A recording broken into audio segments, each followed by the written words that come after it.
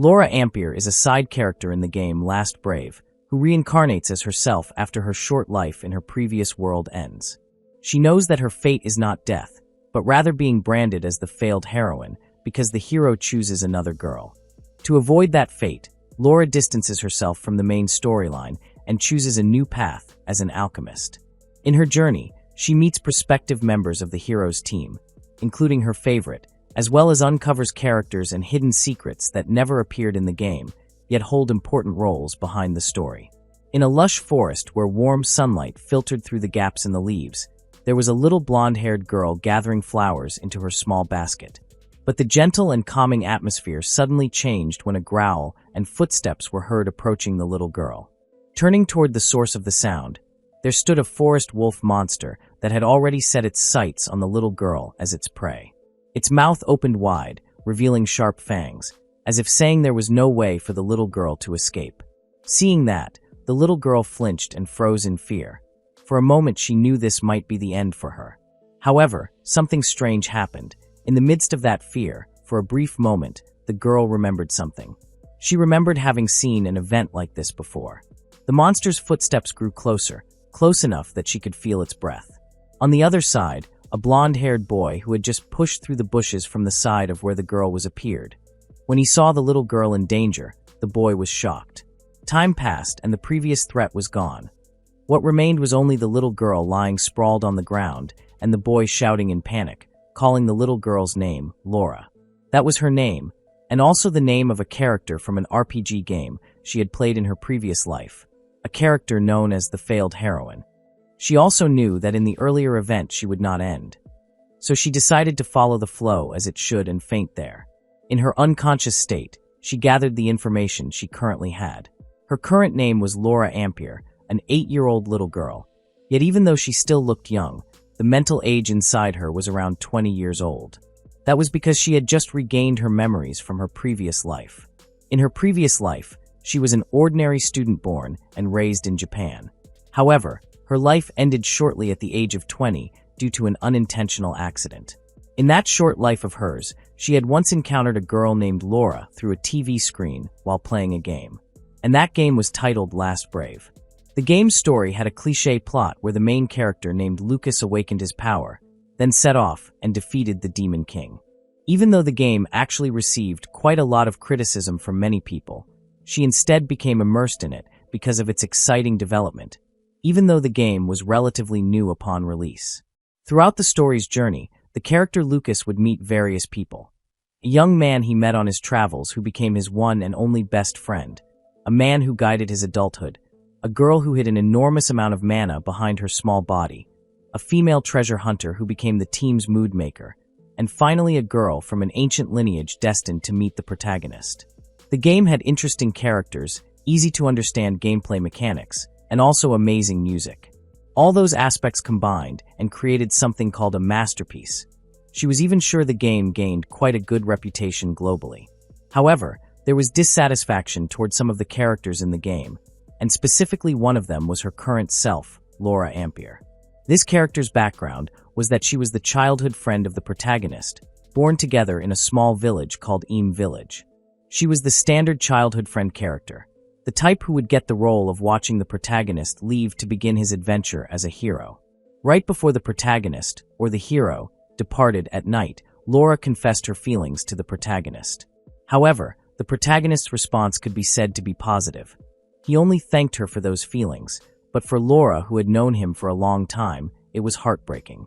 While smiling amid the gentle caress of the night wind, she told the person she liked not to answer her feelings in a hurry. But as time passed, the heroine of this story was not Laura. Instead, it was the girl who met the protagonist during his adventure, the girl from the ancient lineage. The protagonist tried very hard to save that girl who had been kidnapped and brainwashed. With the pressing situation and burdened by the Demon King's awakening, the protagonist finally joined with that girl and faced the Demon King together. Their relationship now turned into a light of hope that enveloped the entire world. Even when she played the game, her hands kept sweating because she was carried away by the story's flow. The two characters, together with their other companions, succeeded in saving the world, and the player received a touching ending. However, when the credits were rolling, the players began to realize something. What about the protagonist's childhood friend? That question was thought by all players who noticed it. The question even started appearing on social media posted by the players. Rather than criticizing the protagonist who seemed to have forgotten his childhood friend, the players more loudly voiced their sympathy for the protagonist's childhood friend character, Laura. Even though there was some debate, the conclusion never changed. From the beginning, the heroine was the girl from the ancient lineage, and Laura was not included in her romantic story. In other words, Laura was the failed heroine. She also felt dissatisfied with that result, especially since the character Laura had already expressed her feelings. Yet the protagonist rejected her in a way that could be called cruel because she was forgotten. Moreover, what triggered the protagonist's power awakening was because he truly had a strong desire to save Laura from the monster attack when they were still children. And that was the moment that had just happened. She who was now inside Laura's body began to wonder what Laura felt when she realized the person she liked chose another girl. She who had been close to the protagonist for a very long time, longer than anyone else, should also have been the important figure for the protagonist. Even so, the protagonist still chose that girl. Just imagining it, she could already understand how painful it was to see that moment. Not long after, a faint voice from the protagonist calling Laura's name, who was still unconscious, was heard. Slowly Laura's consciousness began to return and the protagonist's voice sounded clearer. Opening her eyes, Laura found both her eyes wet from crying while she had lost consciousness. Glancing slightly to the side, she saw the protagonist who looked worried there. He was Lucas, the protagonist and also the future hero in this story. Lucas looked very worried about Laura's condition. He even expressed his gratitude when he saw Laura finally awake. Not long after expressing that gratitude, he began to cry happily like an ordinary child, but when she saw that Laura, who had a 20-year-old soul, thought that seeing the hero crying like this looked very pitiful. However, she also understood it because her childhood friend had almost been killed by a monster, so it was natural for him to be so worried. Recalling what she saw while unconscious made her even more certain of her reincarnation. Because of that, she wanted to change her own ending. On the other hand, Lucas, who saw Laura silent all this time, felt strange and worried. He asked about her body's condition, thinking there was still pain left from the earlier event. Hearing that question, Laura with a surprised and awkward tone explained that she was fine and apologized for making him worried. Because he was very worried, Lucas brought his face closer and asked again to confirm. At that moment, Laura could clearly see the emblem that appeared in Lucas's right eye. The golden emblem in Lucas's eye was a sign that he was a hero. The power that awakened because of his desire to protect his childhood friend, and also the power to save the world. Not long after, the door to her room opened and a woman entered, who was none other than her mother. The mother looked very shocked and happy at the same time when she saw her daughter already awake. With joy and a bit of panic, she immediately went back out while saying she would go call the doctor. At the same time, Lucas also left and told Laura that he would bring her a drink. Laura could only thank them and watch the two people leave her room.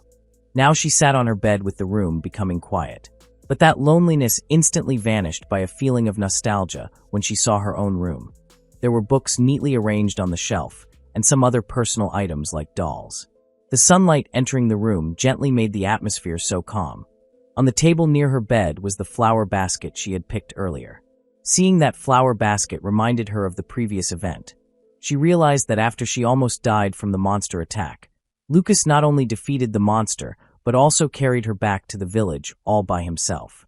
When she first played this game, when she saw the scene of Lucas saving Laura, she thought Laura was the heroine.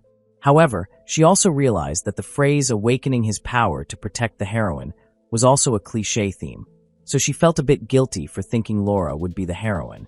But she also realized that as a result of Lucas's power awakening, he had to leave her. Besides that, she also did not know the reason she could reincarnate into this world, but she thought it would be useless to complain about it, and it was more important to think about her future.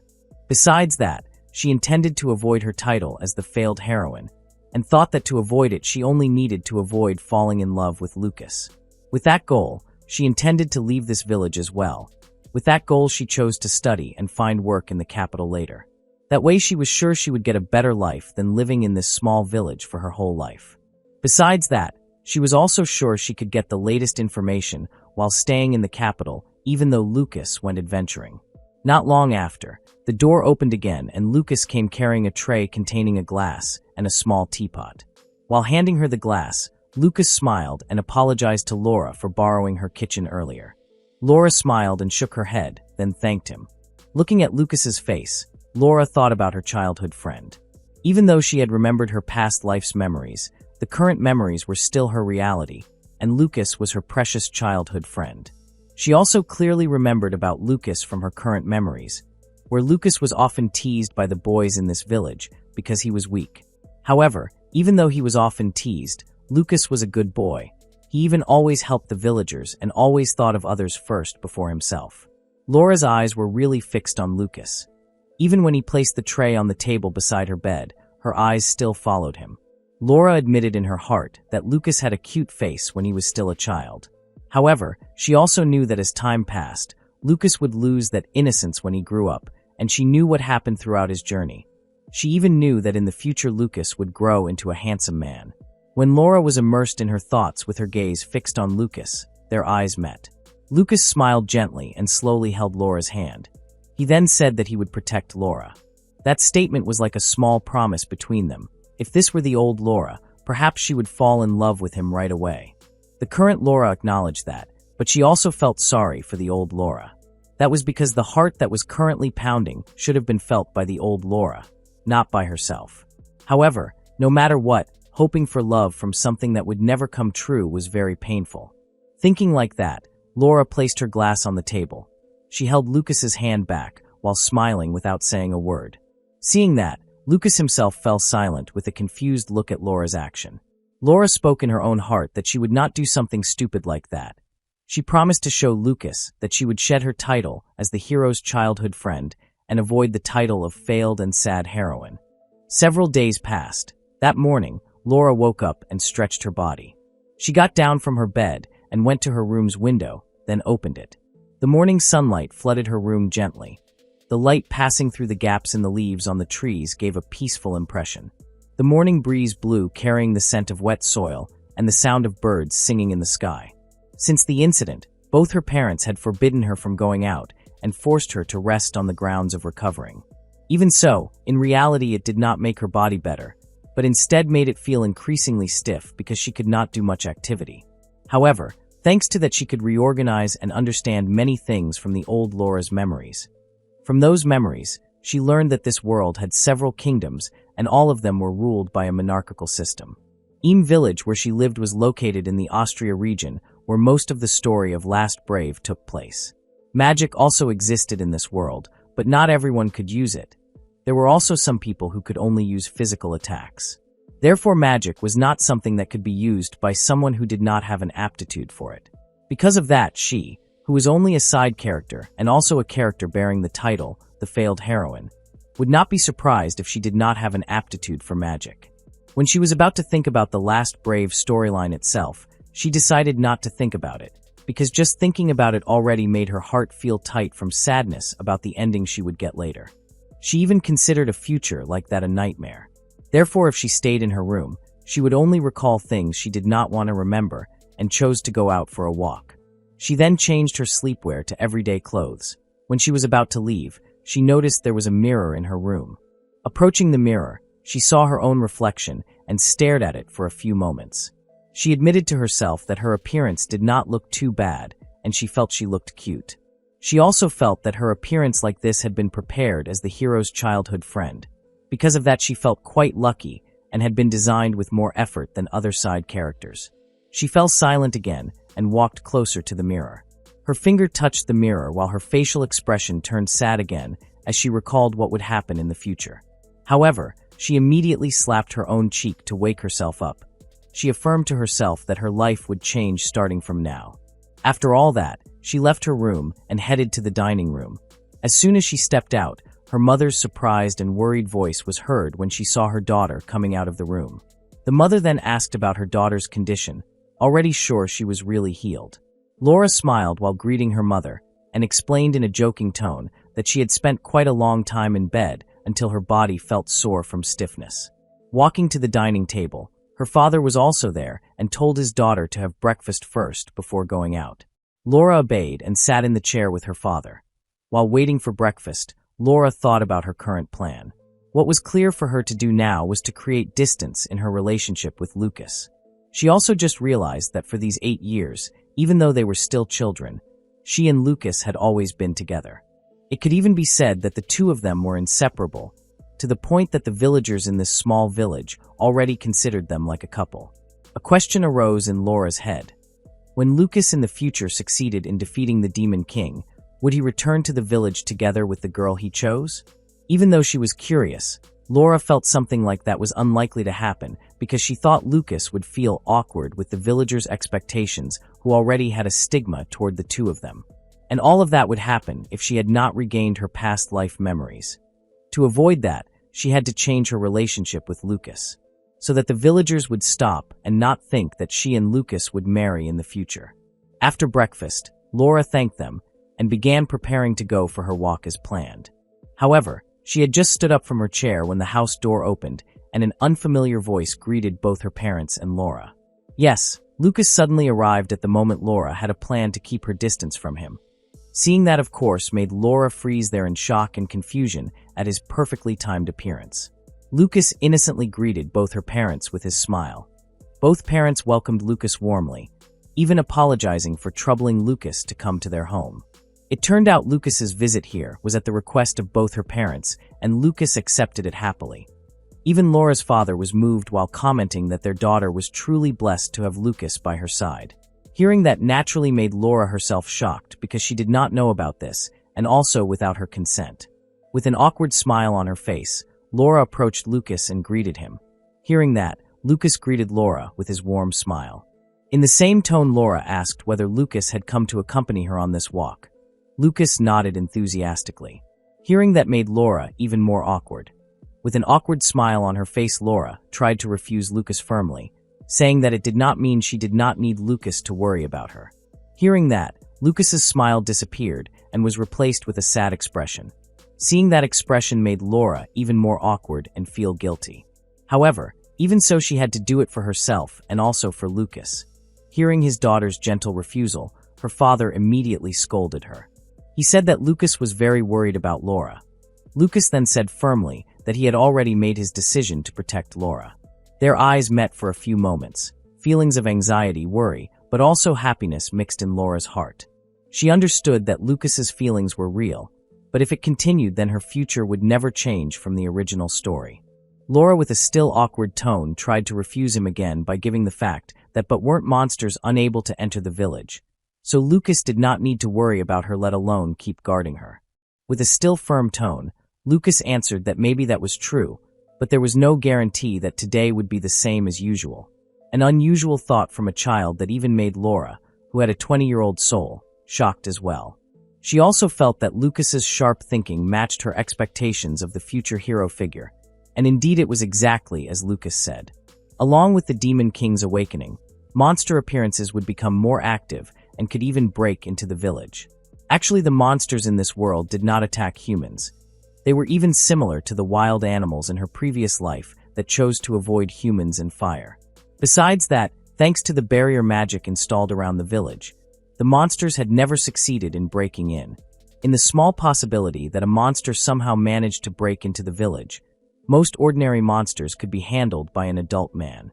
Except for monsters like mountain guardians such as dragons or boss monsters in the game, ordinary adult men definitely could not handle them.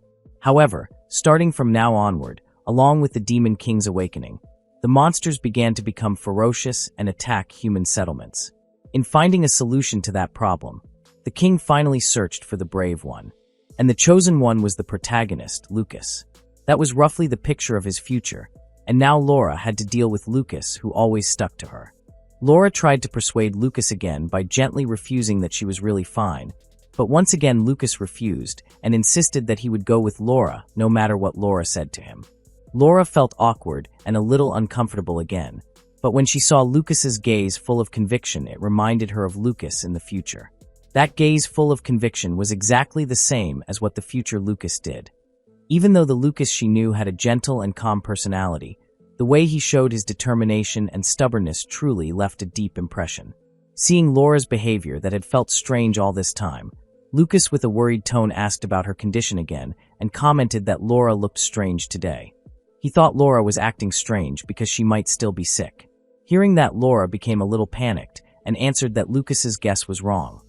Laura just remembered that Lucas might look like he often daydreamed, but actually he was quite sensitive to other people's feelings. Because of that, it was natural for Lucas to notice the difference in her. When her body was still Laura, but her soul was different, even Laura herself felt that her title as the hero's childhood friend really bothered her. Seeing her daughter continue trying to refuse Lucas's good intention, both parents scolded her again. Hearing that made Laura remember her parents' dialogue about their point of view toward her and Lucas, where in their words it felt like they were implying something, like hope for their daughter to marry Lucas. In this world, the roles of men and women were the same as in her original world.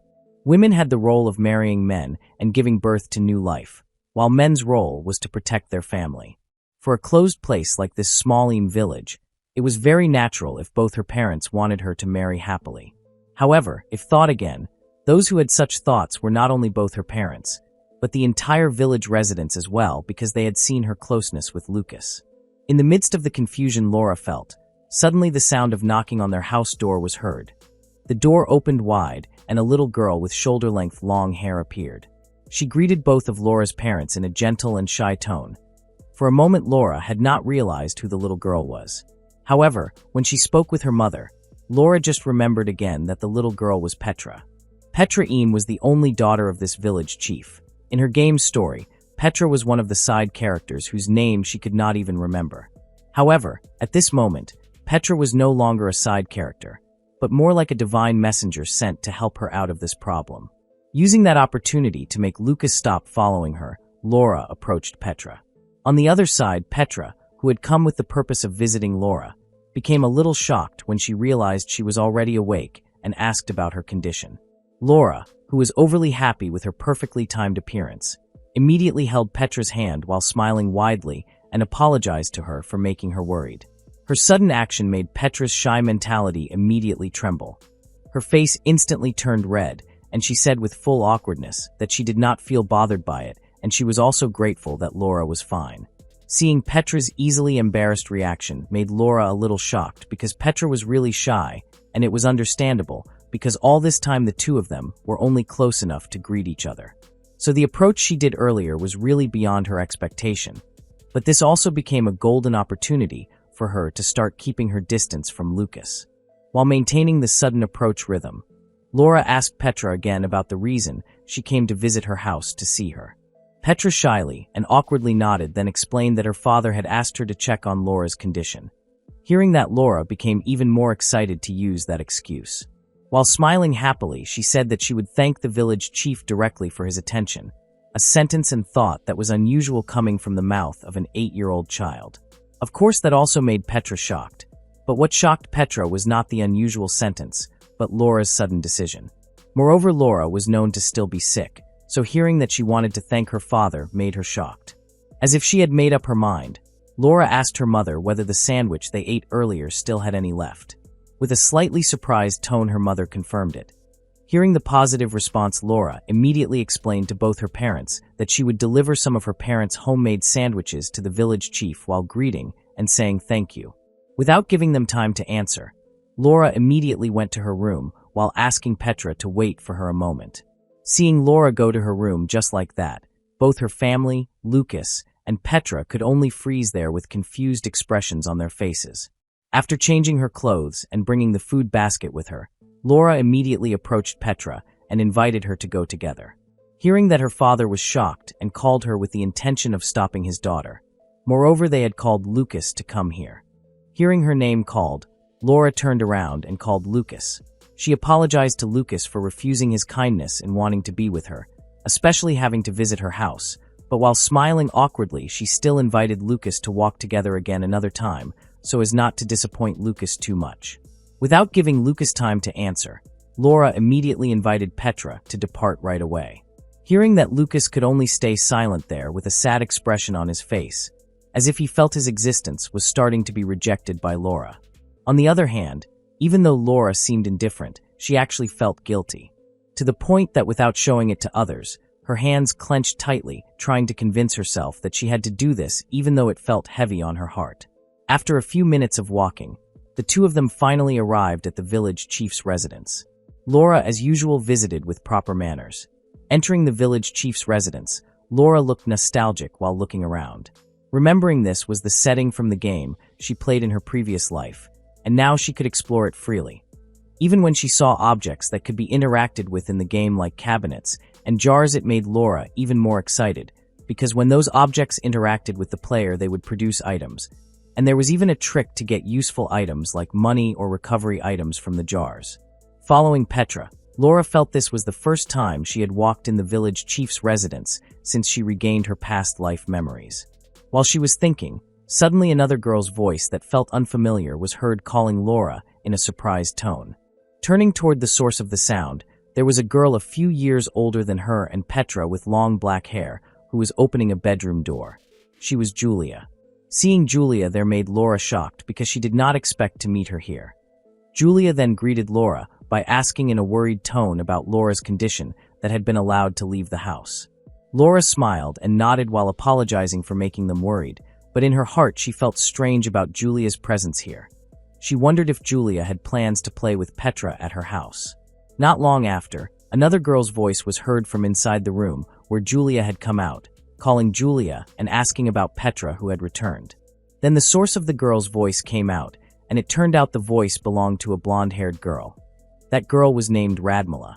When Radmila followed Julia, she met Laura, and with a smile on her face she reflexively commented in a questioning tone that Laura was here too.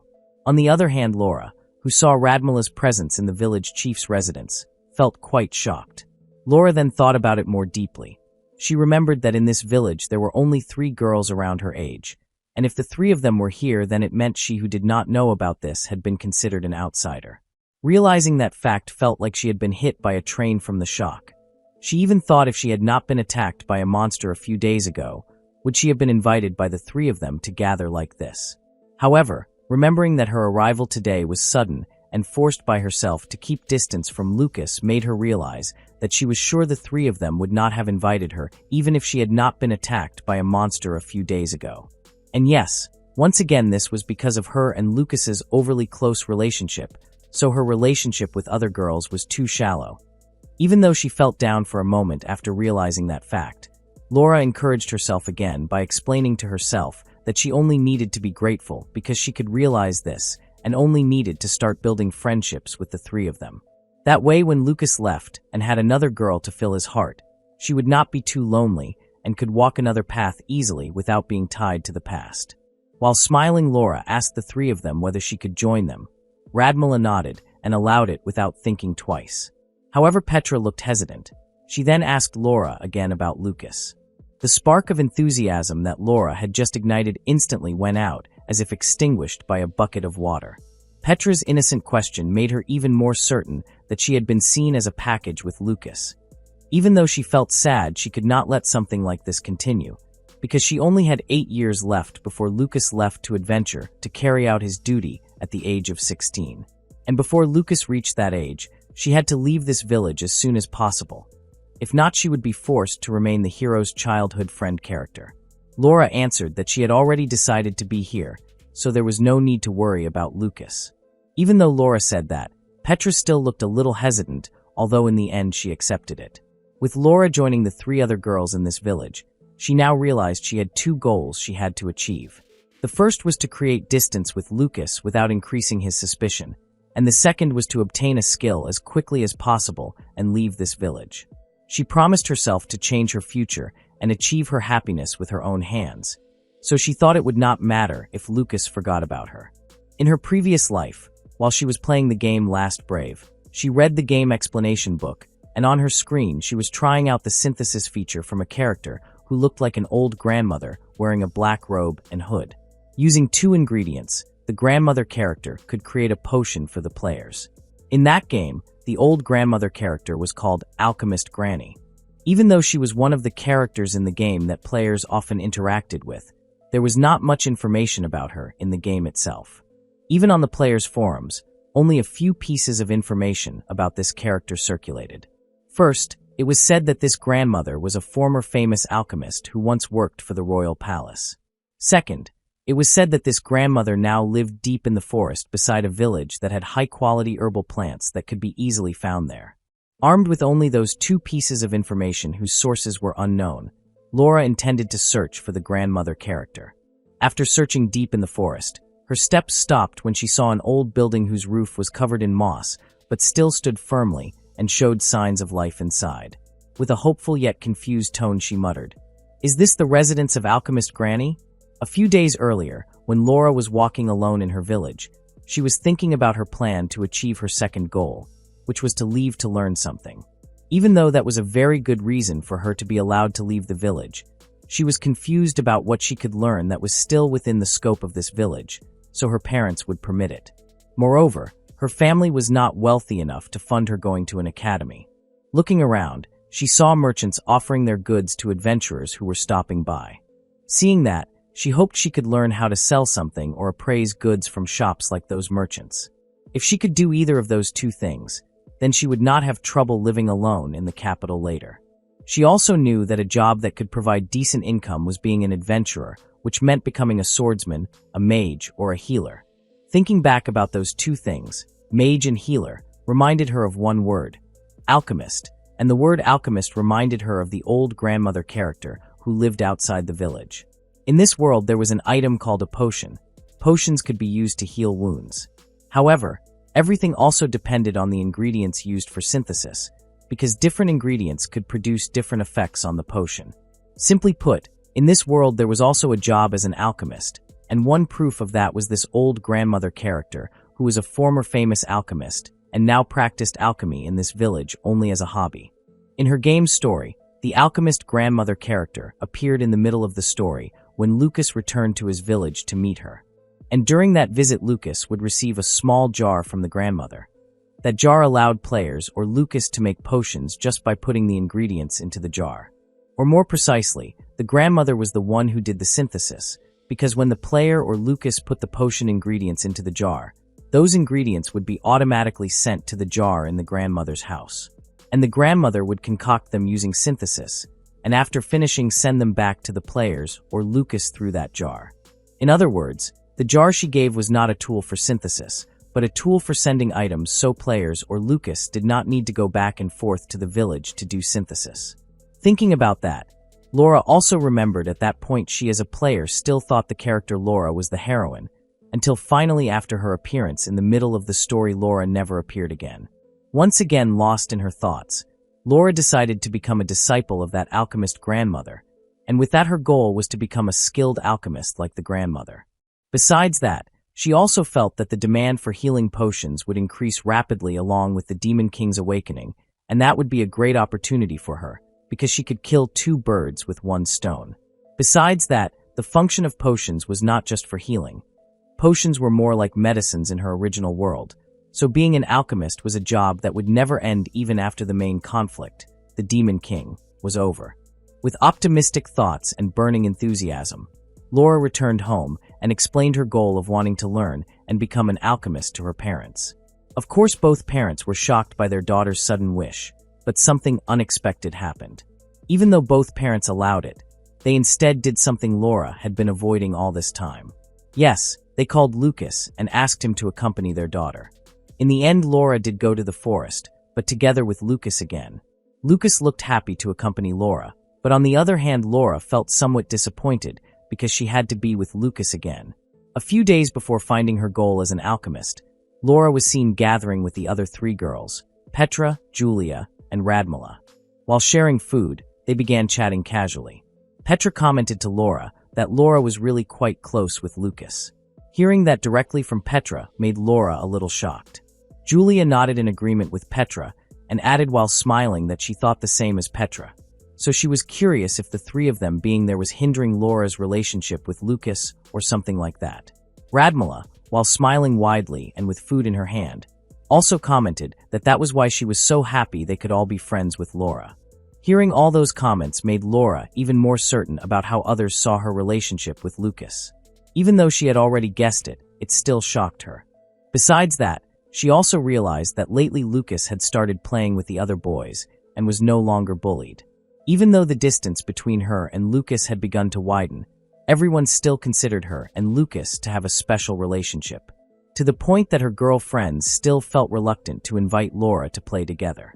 That made Laura certain that if she wanted to go into the forest alone, Lucas would definitely stick to her again. And that was exactly what happened now. When they arrived at the residence believed to be the alchemist grandmother's home, Laura thanked Lucas for accompanying her.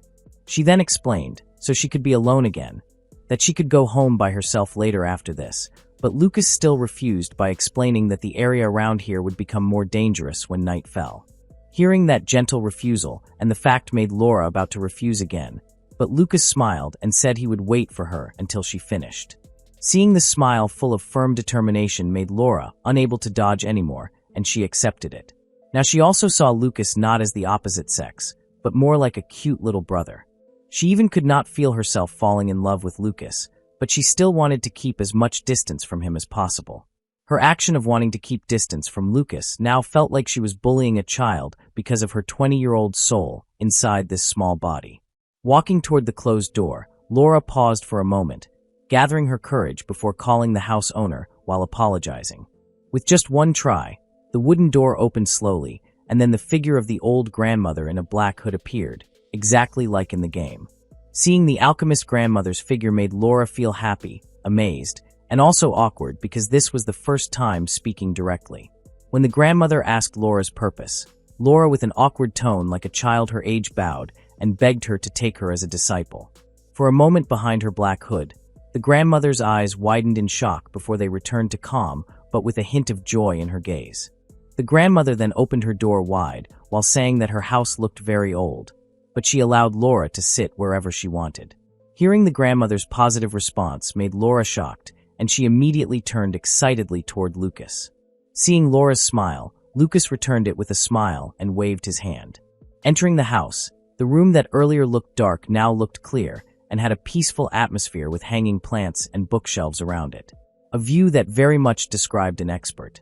Sitting in one of the chairs near the table, Laura looked amazed at the interior of the grandmother's place. The grandmother then asked, because Laura had earlier said she wanted to become her disciple, that meant Laura wanted to become an alchemist. Hearing that, she nodded enthusiastically and said that the grandmother was a former prominent alchemist, so she begged the grandmother to let her study under her guidance. After saying that, Laura actually felt embarrassed herself for speaking with a child's accent even though her soul was already 20 years old. She also begged the grandmother by explaining that she had no money to pay for her studies, but she would help clean the house and help gather herbal plants. After saying that, the atmosphere between them became silent as the grandmother thought. On the other hand, Laura thought that becoming an alchemist was the only thing she could think of right now. She was even ready to persuade the grandmother to accept her even if she had to cry while begging. Not long after, the grandmother said she wanted to ask Laura one question. Unexpectedly, the grandmother removed her hood and her face became visible. The aura that previously gave a mysterious and somewhat sinister impression now disappeared. Her vulnerable face and warm smile gave a feeling of warmth and comfort. Even Laura was shocked and amazed when she realized it, because throughout the game's story the grandmother's face was always covered by her hood and her face was almost never visible at all. The grandmother then asked her question. Why did Laura want to become an alchemist? That question made Laura a little shocked because she actually had not prepared a reason. But if answered honestly, she would say she wanted to be able to live comfortably even if one day she left the village. So she believed becoming an alchemist was an effective choice to achieve that desire. But of course she would not answer that honestly, especially since this body was still a little girl. With a slightly hesitant tone, Laura answered that she intended to leave the village and see the outside world one day, and she thought she would need a skill when that time came. And because she would work to survive, she felt it would be better if her job could help other people. The atmosphere between them became silent again after Laura answered. The grandmother then smiled and commented that Laura was an honest person. And it was true, an alchemist did not need to worry about hunger no matter where the alchemist traveled. If Laura did not mind her, she did not mind if Laura called this old grandmother her master or teacher. Hearing that positive answer made Laura shocked with joy. With a wide smile on the grandmother's face, she added that she would also be happy to have a cute disciple like Laura. Hearing that, a wide smile appeared on Laura's face. In her happiness, she immediately hugged the grandmother while thanking her and calling the grandmother Granny. Hearing that sudden call made the grandmother a little shocked because Laura did not call her teacher or master, but instead called her grandmother. Realizing that, Laura immediately apologized and quickly called her master. Even though she looked guilty, in her heart Laura was truly rejoicing. She was very grateful the grandmother lived not far from her village, and she was also grateful that high-quality herbal plants grew near Im village's forest. She had never thought the grandmother would accept a little girl like her as a disciple, but thanks to that her planned life would now begin, and the rest would depend on her own efforts. To be able to become someone who could live independently, she would work hard under her master's guidance. Laura was seen smiling happily while talking with the grandmother inside her house. Outside the grandmother's house, Lucas was seen practicing swordsmanship by swinging a wooden stick. He turned toward the grandmother's house window and saw the scene. Lucas also smiled seeing Laura, who could smile there. A secret was revealed when Laura became the alchemist grandmother's disciple. A few days later, Laura was given a book explaining herbal plants. The grandmother explained that today Laura would study the contents of this book. Laura accepted the order and then sat in the chair to read it. At first, Laura felt a little sad because her master still had not let her touch the alchemy equipment, but she also understood because building a foundation with understanding and alchemy knowledge was an important first step. By studying and memorizing the properties and effects of thousands of plants, even though it was tiring, that was also why the job of an alchemist was considered professional. However, there was something strange she felt. She did not feel any discomfort while reading the book. Usually remembering or reading something in a book based only on text would give the reader an uncomfortable feeling or make them get bored quickly. Moreover, in her previous life, she had not been very good at studying, but she did not feel that way. In fact, she felt that being able to read a book full of unusual things that were not easy to understand calmly was actually quite enjoyable. Laura's gaze changed to puzzled when reading one sentence in her book that explained instructions for processing an herbal plant. In the sentence of the book she was reading, it said to boil the plant's liquid using high heat until the clear solution began to change color. That sentence felt strange to Laura because she was sure in another book the instructions for processing that herbal plant did not use high heat, but medium heat. Because she was curious, Laura told her master that the instructions in this book contradicted the book she had read 2 days ago, so she asked her master to tell her which instruction was correct. The grandmother turned toward Laura and took the book she was reading and asked in a confused tone which sentence Laura thought contradicted. Laura then searched for the book she had read 2 days ago nearby and immediately opened the intended page. Innocently, she explained that in this book that sentence was different from the sentence in the previous book. Hearing that explanation, instead of giving a direct answer, the grandmother froze there with a shocked expression. Still in a shocked and disbelieving tone, the grandmother asked whether Laura had already memorized all the sentences. Hearing that question actually made Laura confused and puzzled herself. Not puzzled because she did not know, but puzzled because what her master asked was true. She felt strange because every time she wanted to remember, the book pages she had read appeared clearly in her head. To confirm, the grandmother then gave a test question. What are the characteristics of laka leaves? When she heard the name laka leaves and remembered it, a book page appeared in her head. Smoothly, Laura answered that laka was an herbal plant with red-colored leaves that grew in large quantities in warm environments. The laka plant could also be used to increase body temperature. Her answer was correct. The grandmother asked another test question: how to use it or how to process it through synthesis. Laura answered smoothly like before that by boiling laka leaves with small heat briefly, because if too long the efficacy would weaken as the red solution became thicker. The grandmother nodded in appreciation because the answer was accurate. She gave another test by asking about shunt fruit. Laura again answered innocently and smoothly that shunt fruit had small yellow fruits, often seen growing in cold and cool weather. Shunt fruit also had no healing effect, but when crushed and boiled together with other herbal plants, shunt fruit could help reduce the bitterness of other herbal plants. Laura paused for a few moments after answering, before she suddenly jolted in shock when she realized she could answer so smoothly. She just realized that all the information she had just spoken really appeared on its own, even though she had only read the book once. She knew this event had surpassed having a good memory. While Laura was confused about her own condition, the grandmother then asked another question to test her. She asked about Abernathy leaves. Hearing that question, Laura was a little shocked and began thinking like she did before. But something strange happened. This time no information at all appeared in her head like before. In a confused tone, she apologized to her master and explained that she had no information about herbal plants she had never remembered before. Hearing that answer, the grandmother instead grinned and laughed freely. She then answered in a satisfied tone that of course Laura would not know it because that herbal plant did not exist. Realizing it was a trick question made Laura shocked herself. The grandmother then took another stack of books and placed them on the table using her old hands. She explained that she thought it would be fine for Laura to read all the books for now. Besides that, doing synthesis for the first time must use equipment in good condition. On the other hand, Laura was still confused about her own body. Now she realized that the character Laura had an advantage in memorization. But she also remembered that such a background did not exist in the official information of the character Laura herself. Because she was still full of doubt, she decided to test it again. She took one book she had not read from the stack her master had given earlier.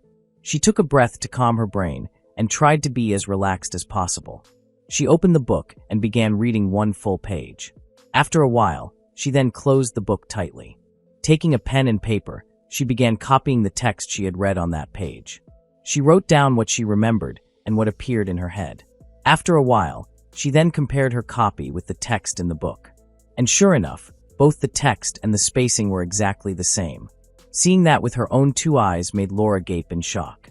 She knew that becoming an alchemist required knowing and remembering thousands of herbal plants. Even though she still could not believe this reality, she thought that the character Laura had a skill or ability that greatly supported someone aiming to become an alchemist. Time passed so quickly. Laura was still studying under the grandmother's guidance. One day Laura was seen helping her master arrange potion bottles on the potion rack. She had been her master's disciple for 6 months. She even did not expect she had now reached the age of 9.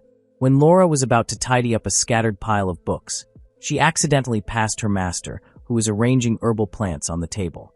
Realizing something was wrong, she approached her master and told her that there were other herbal plants mixed in there. Hearing that, the grandmother looked a little shocked, and when looked at more carefully, it was true that several other herbal plants were mixed in. Realizing her disciple noticed something this small made the grandmother laugh happily and say she was amazed by Laura's sharpness, who could notice it with just one glance. Laura smiled and commented that she thought those plants looked quite striking because they were different from the pictures in the book. Hearing that comment, the grandmother praised Laura again by saying that Laura really had a very good memory when it came to alchemy. Hearing that, Laura blushed shyly and confirmed what her master said. During these 6 months, she became even more certain that she had talent suitable for being an alchemist. Even so, from her previous life's memories, the character Laura, who had talent to become an alchemist, was not part of the main story background of her game.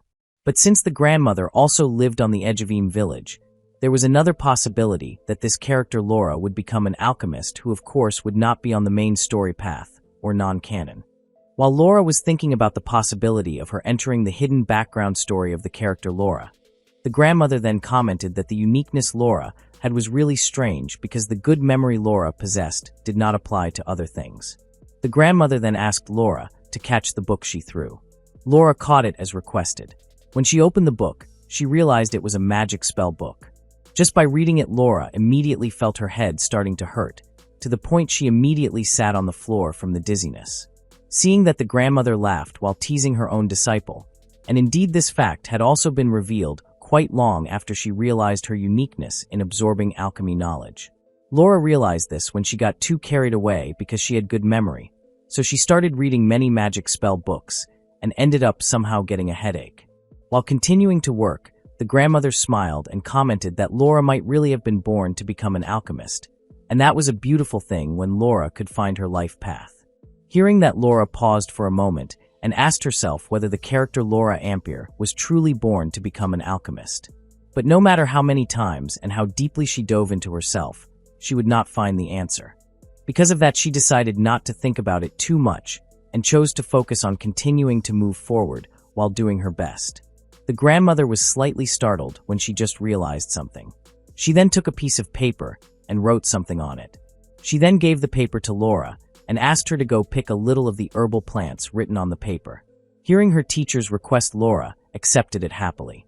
With enthusiasm, Laura took a small basket and said goodbye to leave, but her teacher immediately asked her to wait while explaining that going to that location alone was quite dangerous. The grandmother then explained that she had already called a knight to accompany and protect Laura. Hearing that, Laura was a little confused about what this knight figure meant. The grandmother smiled mischievously while pointing forward.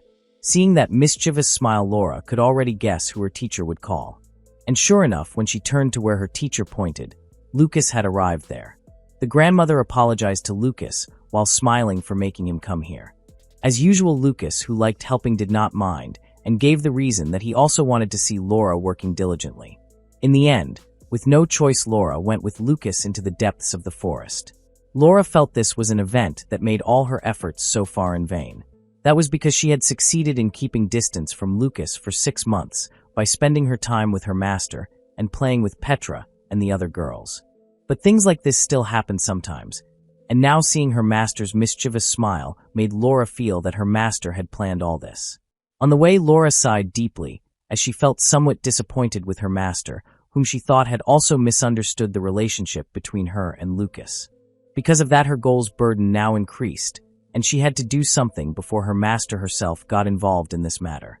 Because she was too focused on her disappointment and lost in her thoughts, Laura did not realize what was in front of her until finally Lucas warned her to be careful with her steps.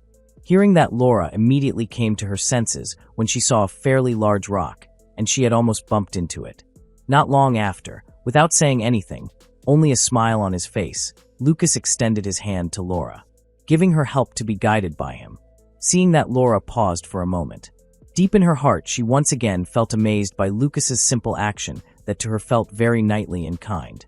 Laura then accepted Lucas's offer and held his hand while thanking him.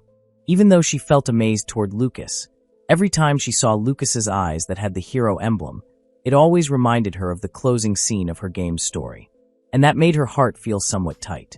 A few moments later, they finally arrived at the place where the needed herbal plants grew thickly. Laura enthusiastically ran toward the herbal plants and started squatting to pick some. On the other side, Lucas walked casually while also squatting near Laura. In a curious tone, and while helping pick the herbal plants, he asked what the use of this plant was. Laura answered in a cheerful tone that this herbal plant had the property to relieve pain. Hearing Laura's cheerful tone made Lucas curious. He asked again whether Laura enjoyed her daily life learning to become an alchemist. Hearing that, Laura, with a wide smile on her face, answered that there were times it was heavy and difficult, but everything still felt enjoyable.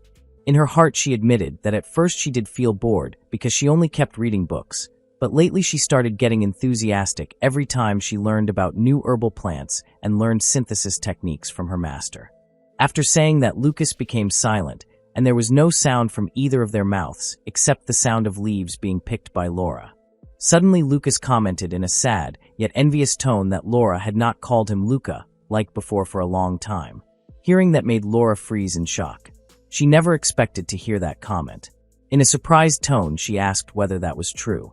Lucas nodded and explained in the same tone that Laura had also started making friends with Petra and the other girls. He paused for a few moments before saying again what he was thinking, that he could not be with Laura like usual even though he had promised to protect her. Hearing that, Laura immediately explained awkwardly to calm Lucas like usual that it did not mean someone was targeting or intending to harm her, so Lucas had to stay by her side. Besides that, she also had not gone to dangerous places again since the previous incident. Even so, Lucas still remained silent and wore a sad and pouty expression. Seeing that once again made Laura quite shocked because she did not expect to see Lucas's pouting face like this. Even though she realized her mistake might come from her actions that were too obvious, so she reduced the distance between her and Lucas too quickly, she also felt Lucas's pouting expression was cute, until it made her 20-year-old soul feel like she was taking care of a little brother who was sulking and wanted to stroke his head to calm him. Laura smiled gently and said that Lucas should have understood this, that she was really grateful for Lucas who always protected her. She then thanked him and began calling Lucas again with his old nickname, Luca. Hearing that call come out again from Laura's mouth made Lucas shocked with joy, and his pouting expression was replaced with a happy one. He looked at Laura, who smiled gently at him, which instantly made his cheeks turn red. Lucas then smiled again and said he had guessed that hearing Laura call him Luca made him feel happy. Now Laura was shocked by Lucas's words just now. His words made Laura remember the scene of adult Lucas smiling exactly like now. In that scene, adult Lucas said the same thing, but he said it to the heroine when they were resting in front of a campfire in a forest. Hearing adult Lucas's comment, the heroine in a puzzled tone asked why it could be like that, whether that call reminded Luca of something precious. Lucas, while smiling, answered that maybe it was because he was used to being called like that when he was still a child, both by his parents, his childhood friend, and everyone in his village. Therefore, hearing someone call him with that nickname still allowed him to be himself rather than becoming the hero figure.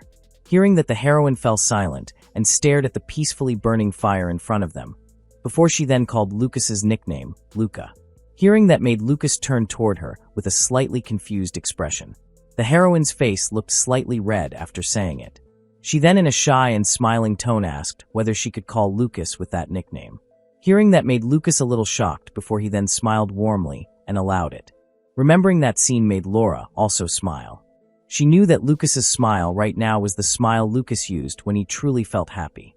Laura felt happy to be able to see that smile, but at the same time she also felt her heart tight because she knew her current goal was to keep distance so there would be no romantic relationship between them.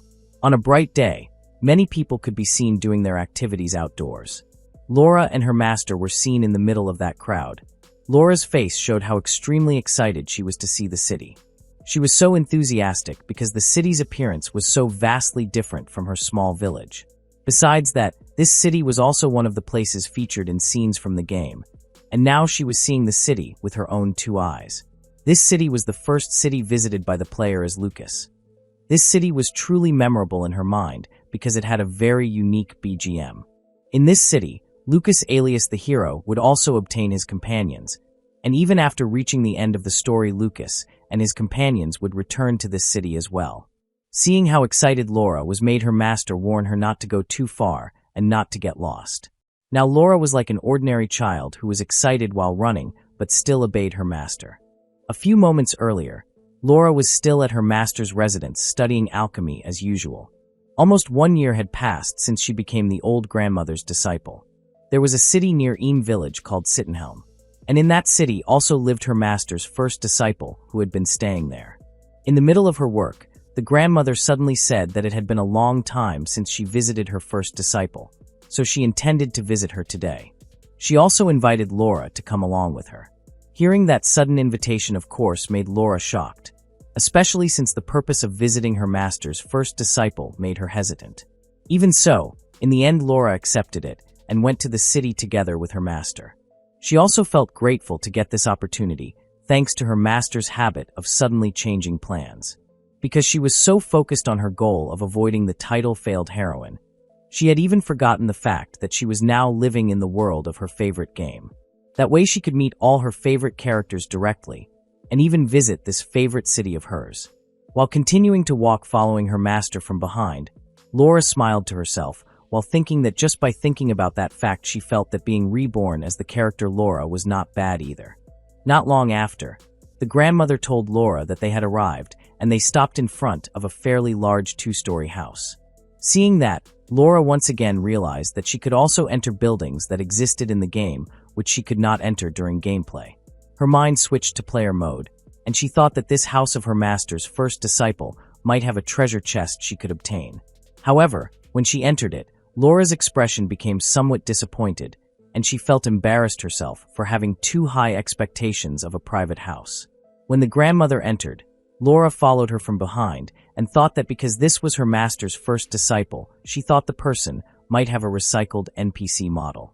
Removing her hood, the grandmother smiled widely while greeting her first disciple and calling her name Mercedes. Hearing that, a woman's voice answered happily. It was none other than Mercedes, and welcomed her master warmly. Hearing her voice, Laura peeked from behind her master and saw a charming woman with long ears, the characteristic of the elf race. Seeing her beautiful face made Laura shocked. She even stared at Mercedes with a gaze full of admiration. Seeing Laura behind her master, Mercedes asked her master whether this little girl was her new disciple. Hearing herself being talked about, Laura with an awkward and stiff tone immediately introduced herself to Mercedes. Mercedes chuckled softly seeing Laura's awkwardness and told her not to feel stiff with her. She then introduced herself as Mercedes Bloom. She also commented that she had heard about Laura from her master, that Laura was a great disciple. While Mercedes was praising Laura, she instead became captivated by her beauty. She truly did not expect Mercedes to have such a beautiful appearance. She even apologized in her heart for assuming Mercedes would be similar to other NPCs. Mercedes then intended to introduce her disciple to them as well. She then called her disciple named Arnold. Not long after Mercedes called him, the door opened and out came a boy around Laura's age with a calm gaze, short black hair, and long ears just like Mercedes, meaning the boy was from the elf race. Laura was quite shocked seeing the boy's face, which again did not look like an ordinary NPC. When the boy entered the room and his gaze met Laura's, the boy immediately turned his face away as if he did not care about Laura. Of course, that made Laura shocked and a little confused. On the other hand, Mercedes also felt guilty about her disciple's attitude and scolded him by shaking the boy's body. She also apologized to Laura for his attitude. She then introduced her disciple as Arnold Rocco and explained that unfortunately Arnold had a slightly problematic attitude, but even so his knowledge in concocting potions did not need to be questioned. Hearing that, Laura was quite shocked. She then approached Arnold and introduced herself. However, Arnold only stayed silent without giving any answer at all, which made Laura even more awkward. In her heart, Laura thought the name Rocco sounded like a name for a small animal, but when she thought again about the name Rocco, Laura felt like she had heard that name before. Then a memory appeared in her head where there was a dialogue in her game showing an elf girl introducing herself as Elvira Rocco and also a genius mage. Laura just remembered there was another character in the game with the last name Rocco, and she was one of the hero's team members, namely Elvira Rocco. She could clearly remember that character because Elvira Rocco was one of her favorite characters from the hero's team. Besides having very strong attack power, she was also the youngest member of the hero's team, but also the one with the highest pride. Besides that, the name Rocco was a cute name for her when playing the game, and now Arnold in front of her had the same characteristics as Elvira Rocco, namely black hair and eyes, and also the elf race. In her game, Elvira's parents and grandparents appeared in the story, but not Arnold, and she also never remembered Elvira having an older brother in the story background. But when she remembered again, Laura just recalled other information. Not from the game or the game description, but from something similar to an interview with the game's developer. He answered in his interview that they intended to create a brother figure for Elvira's character, but the plan was cancelled due to capacity issues in the game. She did not know exactly where the information came from because she read the sentence from the internet, which was similar to the developer's interview result. Because of that information, Laura began to think whether it was possible that this Arnold was the missing character from her game's main storyline. In the middle of that thought, her master called Laura, which instantly made her body jolt slightly in shock. Her master gave her a piece of paper and asked her to gather Sama herbal plants located in the garden nearby. Hearing that, Laura of course accepted it. When she received her master's request, Laura paused for a moment thinking about the herbal garden in this city. She felt confused about the place because based on her previous life memories, she had never heard that name. She was so sure because she was the type of player who always checked every corner of places, including her favorite city. And the result was she did not remember there being such a place in this city. Even though she did not know the location, Laura felt this was the perfect opportunity to continue her original plan. On the other hand, her master was talking about her disciple alias Laura's habit of easily getting lost. Laura, who had not heard their conversation, then asked her master whether she could visit that herbal garden on their next visit. Her master smiled and answered that she wanted Laura to go to that garden as often as possible. Hearing that, Mercedes smiled and gave a suggestion, asking Arnold to escort Laura to the herbal garden. Hearing that, Laura became even more awkward. She immediately refused gently by saying that she could do it herself. Moreover, she also did not want to trouble Arnold, but as if ignoring Laura's refusal, Arnold flatly went ahead and asked Laura to follow him. Hearing that made Laura stay silent in confusion and awkwardness at Arnold's flat decision. After all that, in the end, Laura followed Arnold from behind as he guided her toward the city's herbal garden. There was no conversation between them, only focused walking toward the destination like a robot. Of course, that made Laura feel very awkward. When looking around, Laura, who did not know where the city's herbal garden was located, could only know that the road they passed led to the city center. Even though she was puzzled, Laura felt this was a good opportunity for her to reminisce and see the city center directly again. She could clearly remember that in the city center there was a fountain there. However, when they arrived there, Laura did not see any fountain pond at all. Instead, they directly arrived at the herbal garden. Realizing this, of course, made Laura confused and shocked. She could clearly remember that in this city center there was a large fountain pond, and that pond should have been built around here. Even in the game itself, the players, and even she often returned to this city center to get the past stories of each character from the hero's team members. So with that memory, Laura became even more certain that she should not have passed a place so memorable like that fountain. But when she thought again, Laura realized that everything in Eam Village was still the same as in her memory. However, when she came to this city, everything had changed, both Mercedes and Arnold, and now this herbal garden. None of them existed in her game's main storyline. Moreover, from the beginning, she had already followed a storyline different from the main storyline. Because of that, if this deviation continued, there would be things she could not predict happening in the future. There would even be events different from her game, and someone's life would deviate from what it should be. But she did not know whose life was deviating. Because everything had changed like this, Laura felt it would be safer not to rely too much on her past memories starting from now. On the other hand, Arnold, who saw Laura silent all this time, asked in a puzzled tone what Laura was doing. Hearing that question made Laura come back to her senses, and she immediately apologized while continuing to follow Arnold. Seeing Arnold's figure again made Laura sink back into her thoughts, because all these events made her realize how serious the changes were. She felt curious about Arnold's relationship with Elvira, whether they were siblings, whether Arnold was truly the missing character from her main story. If he really was the missing character, then why did he appear in the world at this point, which could already be said to be entering the main storyline? The more she thought about it, the greater Laura's curiosity about it became. She wanted to ask him directly, but if that happened, she would instead be labeled strange. Suddenly, Arnold commented that he was shocked when he realized Laura had been accepted as a disciple by Master Berta, or Laura's current master. Hearing that, Laura was a little shocked and asked whether that was quite surprising. Arnold explained that Berta was a person famous for not accepting any disciples. Even until now, only 3 people had been accepted by her, including her master Mercedes. Hearing that made Laura even more shocked and confused, and she asked herself, if so, then she was the 4th disciple.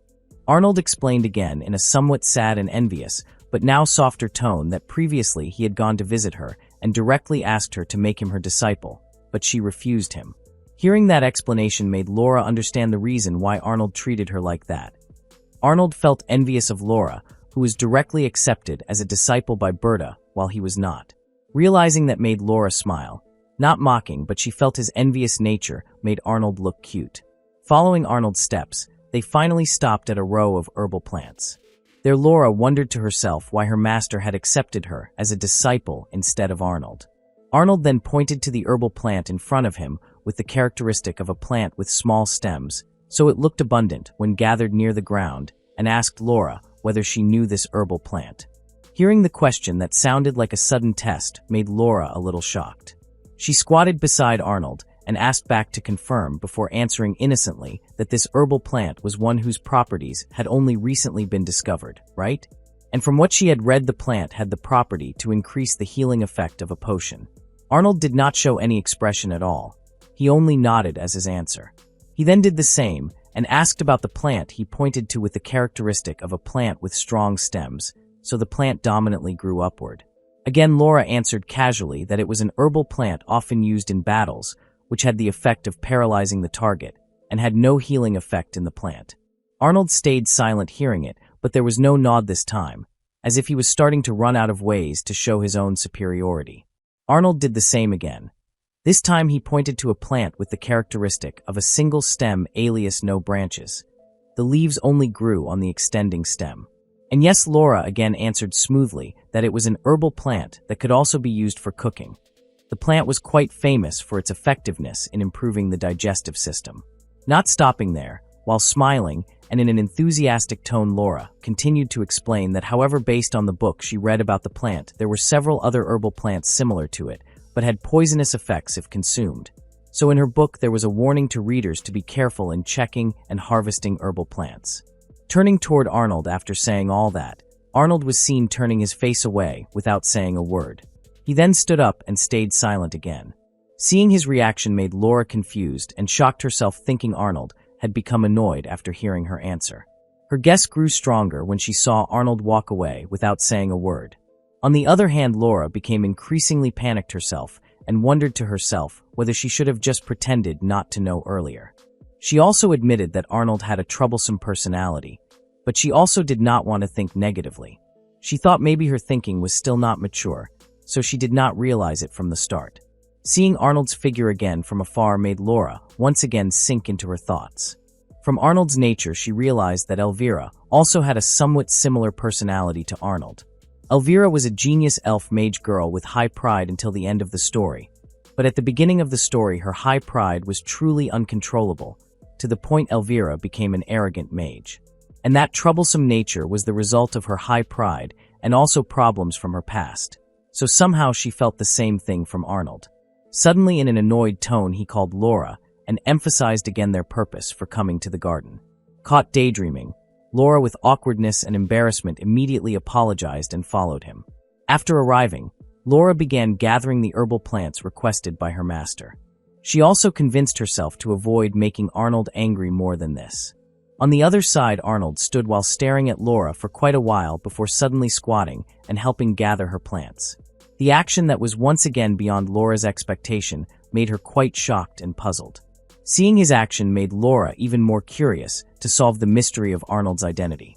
However, even so, Arnold's difficult-to-open nature and unpredictable thoughts made it even harder for her to start the conversation.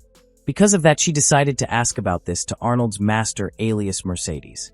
In the middle of thinking that their gazes accidentally met, which made Laura instantly turn her face away because of awkwardness. Even though her hands were busy gathering plants, her mind kept thinking about Arnold's identity.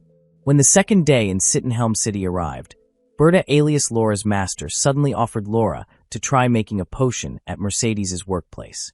Laura, who was reading a book about plants at Mercedes's workplace, was of course shocked when she heard the sudden offer, but she accepted the offer enthusiastically.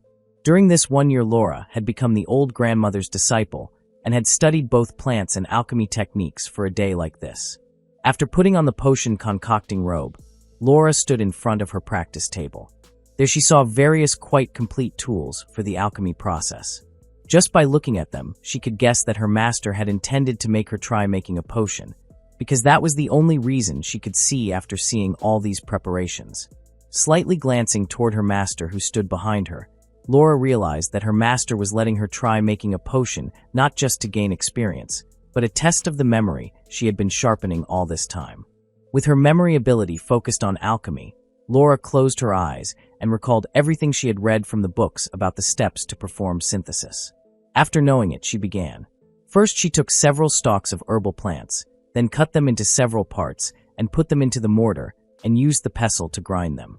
She continued the process at each stage according to what she remembered. After distillation, she also boiled other herbal plants and began mixing them carefully while filtering them. She realized that at a glance the potion she made looked simple, but precisely because of that every step was very crucial and could change everything. On the other side, both Arnold and Mercedes looked quite shocked seeing Laura performing every stage without any hesitation at all. Even though Laura still felt nervous, even though she knew the steps clearly, because this was her first experience making a potion, she continued to focus and pay attention to small details of color changes and aroma from her potion. She knew very well that to make a high-quality potion, she had to use advanced alchemy techniques and not make even the slightest mistake. When she stirred while observing her potion's color and felt it was just right, she began pouring it into the potion bottle. She stared at the potion bottle for a moment to make sure the result was really as she imagined. After it matched, she nervously approached her master and told her that she had finished making her potion. The atmosphere in the room instantly became tense when Grandmother Berta took the potion bottle from Laura's hand and began checking it. However, instead of checking it longer, like checking the aroma, color density, and so on, Grandmother Berta, without hesitation, directly opened the bottle and drank it. Seeing her sudden action, of course, made Laura panic and shocked, as did Arnold's reaction, which was the same as Laura's. But when Grandmother Berta drank her entire potion, she smiled widely while licking her lips in satisfaction. She then commented in a proud tone that seeing her own disciple grow and develop was still as enjoyable as usual. She also congratulated Laura on her success in making her first potion. Hearing that both Arnold and Laura were shocked to hear it, but the one who was most shocked here was Arnold. He did not expect Laura to succeed in making a potion on her first try. Grandmother Berta, in her casual tone, walked away while saying that Laura could try concocting or try making other potions using the ingredients available here, and told Laura that she would be in the next room. Seeing her master being so casual made Laura confused whether she should be happy or panic. She wanted to stop her overly casual master, but her effort was in vain. Even Mercedes, who saw it, could only chuckle softly seeing her former master being so casual in teaching Laura, which showed how much trust she had in Laura. Even so, Laura herself had already realized her master's casual nature. It could even be said her master did not look like a teacher because she was so casual. However, she also felt that her master's way of teaching her was the right action by letting her read as many books as possible. On the other side, Arnold was still silent there and stared at Laura with a disbelieving gaze. To confirm it, he even asked Laura directly whether that was really Laura's first experience making a potion. Innocently and honestly, Laura nodded and confirmed it. Arnold became silent again, even more shocked. So shocked that he even put on an annoyed expression and even grumbled a little at Laura. Hearing that made Laura even more confused with Arnold's reaction, which was the opposite, but Arnold then showed something unusual.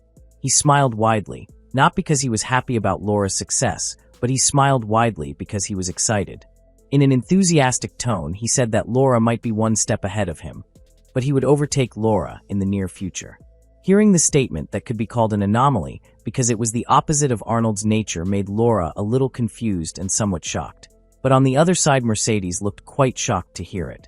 Arnold then told Laura that he would become a royal concoctor. Hearing that, Laura innocently asked what royal concoctor meant. Hearing that, Arnold's smile instantly disappeared and was replaced with a dismissive gaze. He even sighed a little while frowning and explained that it was a job for an alchemist who worked in the royal palace. He also did not hesitate to mock Laura by asking whether Laura did not even know something as simple as that. Hearing that, Laura became somewhat annoyed with his unpredictable attitude, but also his rude mouth. However, Laura did not reply badly. She then commented that she thought it would be better if Arnold could achieve that goal.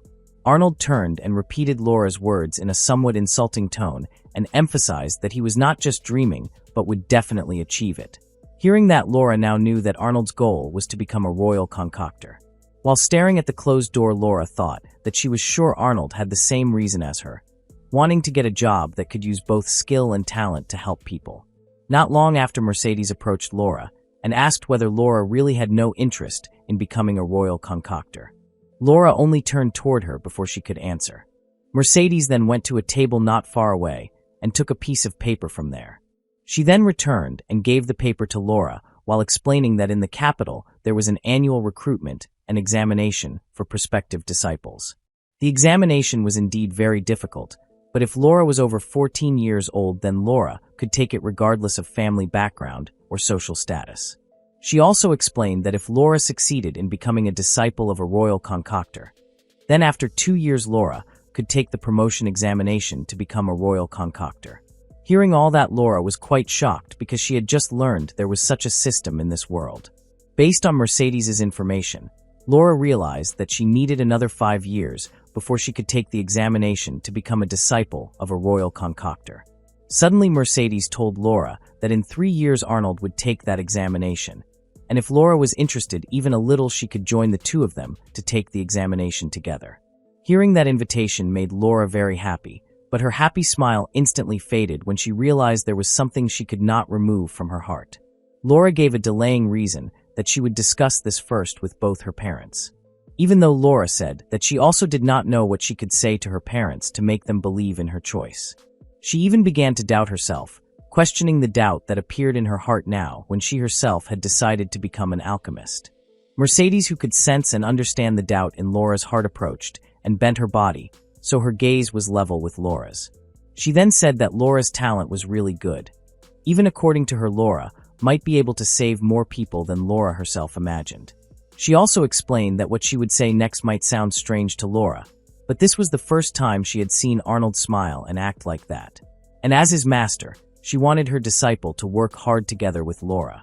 Understanding Mercedes's wish and hope for her made Laura feel a little of her doubt disappear. She understood that she had no reason to refuse her offer. However, she also understood that deep inside herself, she was feeling worried. It was not just worried, but also very scared. All this time, she had truly relied on what she remembered from her previous life to see the future that would come. But now she had no clue at all about what would happen ahead, and that was what made her feel fear. The third day in the city arrived. In the morning after Grandmother Berta finished concocting her first potion that day, she announced something that made Laura quite shocked. She casually told them that the two of them would return to the village tomorrow. Hearing that, Laura immediately turned in shock. She was shocked because her decision did not match the original plan, which was to stay in the city for 1 week. That made Laura quite disappointed because the announcement came out when she was thinking about becoming a royal concoctor. She was even so serious that she had difficulty sleeping last night. After everything was ready, and they went down to the lower floor together with her master, there the two of them met Mercedes and Arnold. Because she realized she and her master would return to the village tomorrow, Laura became panicked herself. The only thing in her head after hearing the announcement from her master earlier was not about returning to her village, but how she could ask Arnold about his little sister. Because that was the only puzzle that had been on Laura's mind since yesterday. But even though time was running out, she still had no plan at all to ask him. Worse, she also still had not found the right time to ask him. On the other side, Mercedes, who saw Laura panicking herself, seemed to understand what Laura was thinking. When Laura was about to call Arnold, her words stopped when she saw Mercedes coming toward her while calling her. Mercedes, while smiling and pulling Arnold's arm, invited Laura to go together, the three of them, to the herbal garden in the city center. Getting that opportunity made Laura smile widely and accept it happily.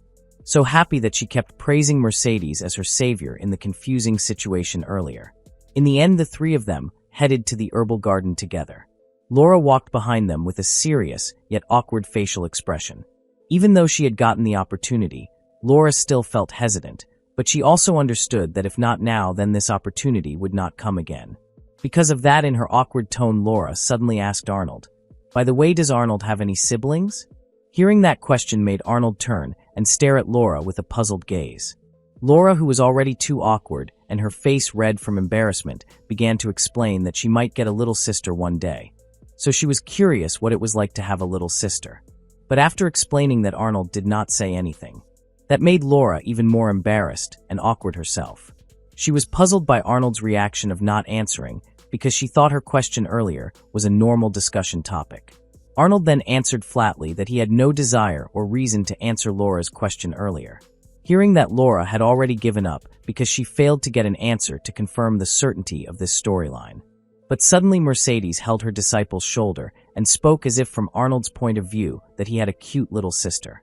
Hearing that, both Laura and Arnold were shocked, but the most shocked was Arnold. He even called his master in a somewhat angry but also embarrassed tone, visible from his reddened cheeks. As if ignoring what her disciple protested, Mercedes again said in a sentence from Arnold's point of view that he did not have many opportunities to talk much about his sister. He also had a slightly antisocial nature and always kept distance, but he felt happy that Laura asked about his sister to him. Mercedes laughed while teasing her disciple, whose face was now red, as if her master was revealing what he had been thinking all this time.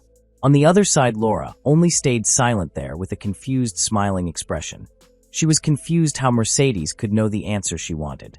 Moreover, she had never told Mercedes her wish, so how could she know about it? But when she saw how close the relationship between disciple and master was, it made her heart feel warm. Because everything had been revealed, Mercedes asked her disciple to just explain everything to Laura about his little sister. With his cheeks still red and avoiding direct eye contact with Laura, Arnold explained to Laura that he indeed had a little sister and soon she would turn 5 years old. Hearing that made Laura quite shocked. She began to calculate Arnold's little sister's age. If the only thing she knew about Elvira was that she was the youngest member of the heroes team, and it was estimated that her age when she joined was around 12 years old and Lucas's age when he left to adventure was 16 years old, then there was an 8-year time gap. And if Arnold's little sister's age was added with the 8-year span, then the total was around 13 years old. With that estimate, Laura became even more certain that Arnold's sister was Elvira. To make sure even more, Laura asked Arnold his little sister's name, and Arnold answered that his sister's name was Elvira. With that answer, everything was clearly proven that Arnold was truly Elvira's older brother, as planned by the developer. Even though in her game's main story Arnold did not appear, he appeared as the background of Elvira's own story. Laura, in a happy but still somewhat forced tone, said that Elvira was a cute name. She asked again whether Arnold had a good relationship with his sister. Arnold turned his face away and answered in an unclear tone while scratching his own cheek when he was too embarrassed to answer. And yes, once again his master replaced him and answered in a sentence from her disciple's point of view that he thought his sister was very cute and he was very proud of his little sister and also her special talent for magic. Hearing that, Arnold's face instantly turned red from embarrassment while calling his master in a shocked and slightly angry tone. On the other side, Laura, who heard that, was a little shocked but also felt puzzled. The word talent for magic became the key that Arnold's sister was none other than Elvira. This mystery had been completely solved. But at the same time, Laura felt she had some current information details, yet that information was quite contradictory to the information she got from the main story. She was confused how that information could feel different from her main story when everything still felt in line with her main story. In the middle of Laura sinking into her thoughts, the two of them were seen running around where Arnold was chasing his master because he was annoyed that his secret had been revealed by her just like that to Laura. They returned with her master laughing freely because she was having fun teasing her disciple. Laura then asked Mercedes whether this herbal garden had existed for a long time. Mercedes, with the smile still on her face, nodded and explained that this herbal garden had existed since she was just born. Hearing that made Laura get new additional information. She once again sank into her thoughts, which made Mercedes stare at Laura, who was lost in her thoughts with a puzzled gaze. Laura now understood and became even more certain that the fountain pond in the city center actually existed in the game, but now she could not find it at all. She was sure she had not forgotten it because she knew and understood the story game very well, and this world had truly changed. On the other side, Arnold, who saw Laura's expression while lost in her thoughts, put on a flat expression, as if he could also guess what was in Laura's mind. Arnold then suddenly commented that he hoped Laura's little sister would be born healthy. Hearing that comment, which suddenly came out of Arnold's mouth, made Laura confused. Laura truly could not understand what Arnold was thinking. She even did not expect Arnold to say something like that. Laura turned toward Mercedes, who was behind her, and Mercedes only smiled as if giving a positive answer to Arnold's seemingly confusing comment.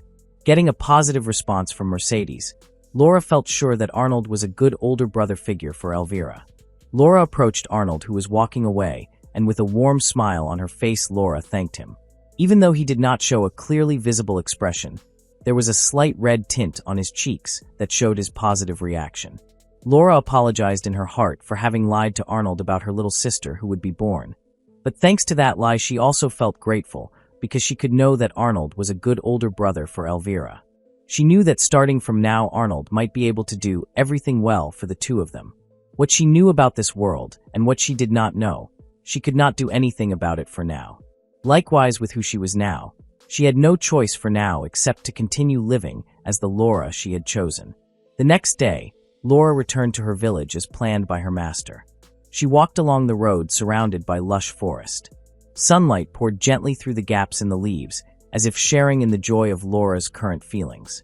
In her heart, Laura thanked both her parents for giving birth to her, and she promised to do her best to make both her parents proud.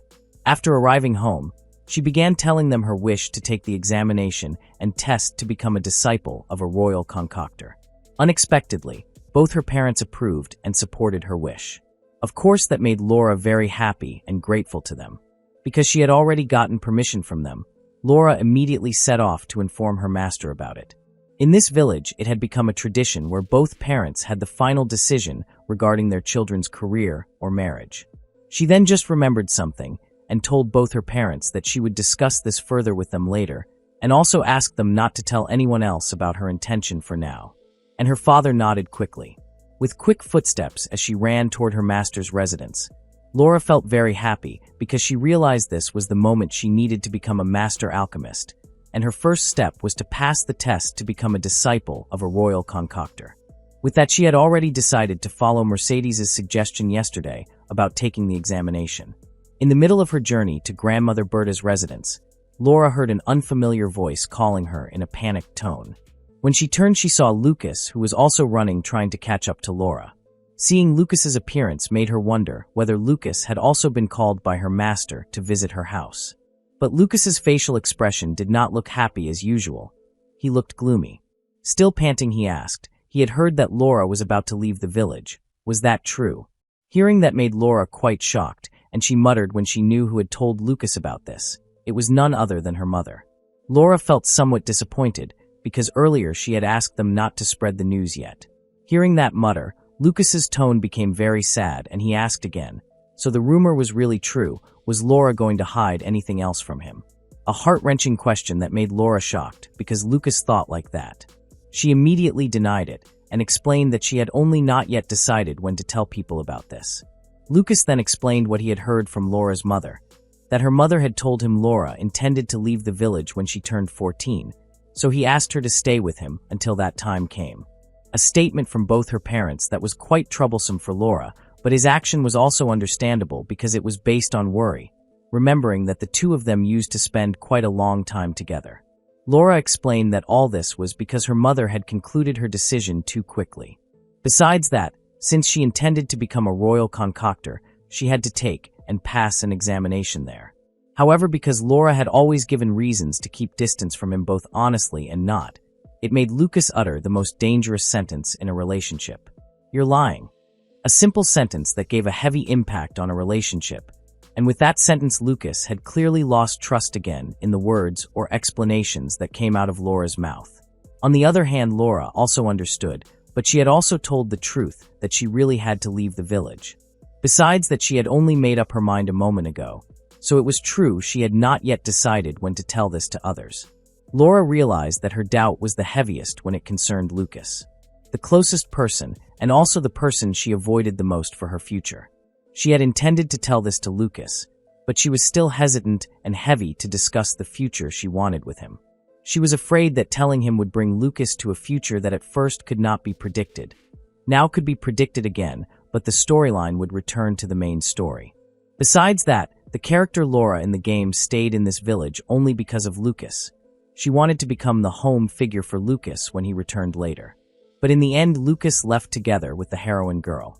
Not long after, Lucas said something quite surprising, where he said that he would also go to the capital together with Laura. He also emphasized that he would go to the capital and join the Night Corps. That way he was sure his power could help many people, especially Laura there. A decision that was clearly immature and appeared purely from spontaneity. Laura understood that it was a bad decision, remembering that his hero power had already awakened, making Lucas the central axis of this world. Besides that, soon the Demon King's army would attack this village, and Lucas had to stay in the village to protect it. At this point, Laura felt again the fear she had once passed. She also understood that the action she took was very selfish. She who intended to leave the village to become an alchemist without thinking about her own village. But she also understood that if she did not leave, then the future she wanted to avoid would still exist. But she also understood that if Lucas ended up losing his power, whether because of losing his life or anything else, then this world would lose its axis and begin to lose control over what would happen afterward. Because of that fear and worry, Laura's thinking narrowed. She clearly, and in a tone that seemed to leave no room for negotiation, said that Lucas had to stay in this village. Of course, that statement made Lucas shocked and sad at the same time, but Lucas, who did not want to give up, immediately held Laura's arm and in a firm tone asked. Laura wanted to go to the capital, right? Then he would go too. For Laura, whose thinking had already narrowed because of her own thoughts, Lucas's statement just now felt like an obstacle. In her panic, she again said something heavy for their relationship. "I don't want Lucas to do it." After saying that, Laura only then realized she had made a mistake by saying her wish without wrapping it in anything, but the rice had become porridge. Everything had happened. On the other hand, Lucas, who heard it, jolted and stayed silent there. He then, in a tone that truly felt sad, asked whether Laura had started to hate him, a question that already showed a crack in their relationship. That question was also one Laura did not want to hear come out of Lucas, so just hearing it already made Laura shocked and sad. Lucas explained that Laura had been trying to avoid him ever since the day he saved her from the monster. His hand that was still holding Laura's arm slowly loosened its grip as he asked again whether Laura hated him because he had eyes like this, whether Laura was afraid of this power. Lucas stared at Laura with a gaze full of hope to get an answer to his question. Laura could even feel Lucas's hand holding her arm trembling, afraid that what he thought was the worst answer would really come out of Laura's mouth. But Laura herself had never thought about fear of the power Lucas possessed. Besides that, because of that power, Lucas had succeeded in saving her. But she also understood Lucas's current worry, where maybe Lucas himself was afraid of his own power, even though in reality, that power could save the world. Seeing Laura, who did not answer him and only stared at him, made Lucas think that what he had predicted turned out to be true, that Laura was indeed afraid of him. Because of that thought, Lucas released his grip and immediately ran away from Laura because of his mixed feelings between sad, disappointed, afraid. Of course, seeing that made Laura shocked and even more panicked. She panicked because Lucas had misunderstood her reaction. She was not afraid, and she also had no intention of hurting him this far. She kept calling Lucas, who kept running away from her while chasing him and asking him to wait for her explanation. Not long after, in the middle of her chase, Laura's foot accidentally tripped on a rock, which instantly made her fall and sprawl to the ground while letting out a small scream. Hearing that immediately made Lucas's body jolt, and as if his body considered it something he had to pay attention to. Lucas immediately turned and was shocked when he saw Laura, who had fallen with her leg injured. In the end, Lucas returned and immediately rushed to help her. It turned out that deep in his heart, Lucas truly wanted to protect Laura with all his heart. He did not hesitate to extend his hand to Laura to help her stand. The moment their hands held each other, Lucas was quite shocked by Laura's grip on his hand. Her hand gripped Lucas's hand tightly, as if she did not want to lose Lucas. At that moment, Laura also realized that her fear was not only caused by an unpredictable future, but actually she was also afraid of Lucas's power itself. But that fear was wrapped in the reason to avoid for the future she did not want, so she had never realized her fear of Lucas's power. Now she admitted that fear in her heart, and all this time she had been afraid of the power that had once saved her. Fear based on the shadow of the future hero figure, until finally she forgot the Lucas who was in front of her now. After admitting all that in her heart, in a tone full of guilt, Laura admitted everything to Lucas, that she was afraid of his eye that became the symbol of his power, and she apologized for that. Hearing that confession made Lucas bite his own lower lip, trying to hold back the heartache after hearing it, because the person he wanted to protect was instead afraid of him. Even so, Laura now chose not to try to make Lucas stay away from her. She thought that as long as she honestly admitted her feelings toward Lucas, then everything would be fine. Laura continued her confession and said one word that could change all this misunderstanding. But, after saying that, Lucas was a little shocked when he realized Laura was still holding his hand tightly and slowly pulling it downward, as if trying to make him sit in front of her. Realizing that, Lucas squatted in front of Laura and looked at her. Laura, with a hand movement that was still a little hesitant, and still holding Lucas's hand, used her other hand and slowly brought it closer to Lucas's face. She gently touched Lucas's closed left eye and felt the warmth from his eye that had the symbol of his power. She just realized that the power she had been afraid of all this time actually had warmth that could make someone so peaceful just by feeling it. She then muttered softly that this was the power Lucas possessed that he had used to save her all this time. 3 years had passed since she met Arnold. Now Laura, together with her master, went to the royal capital named Savala. Laura could be seen looking out the window with a wide, enthusiastic smile on her face. She felt very happy and excited when she saw the vast view of the royal capital. Now her age had reached 12 years old. While she was enjoying the view of the royal capital, her master suddenly commented that Arnold would definitely pass his examination without any problem. Hearing that, Laura smiled, because as written in the letter, tomorrow was the day Arnold would take the examination to become a disciple of a royal concoctor. She also, while smiling, reminded Laura that Laura would also take the same examination as Arnold in 2 years' time. She knew that the two of them coming to the royal capital was only to take a look, because a few days ago they had received a letter from Mercedes informing them that Arnold would go take the examination. And after receiving it, her master had read the contents of the letter to Laura. Of course, during that time, she had also studied diligently, both in theory and practice. It could even be said she was now quite skilled to the point she could concoct simple potions while closing her eyes. Besides that, with her master's permission, she had started making healing potions for the people in Eam village.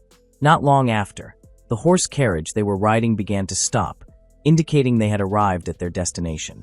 The door was then opened, and when she was about to get out a hand was extended to her. It was Lucas's hand helping Laura get down from the horse carriage like a knight. While smiling, he asked about Laura's condition after the long journey. Laura accepted his hand while thanking him. Laura was truly treated like a princess by Lucas. Even when she got down from the carriage, she realized that Lucas's height was now quite tall compared to hers, between embarrassment and pride when she realized Lucas's growth.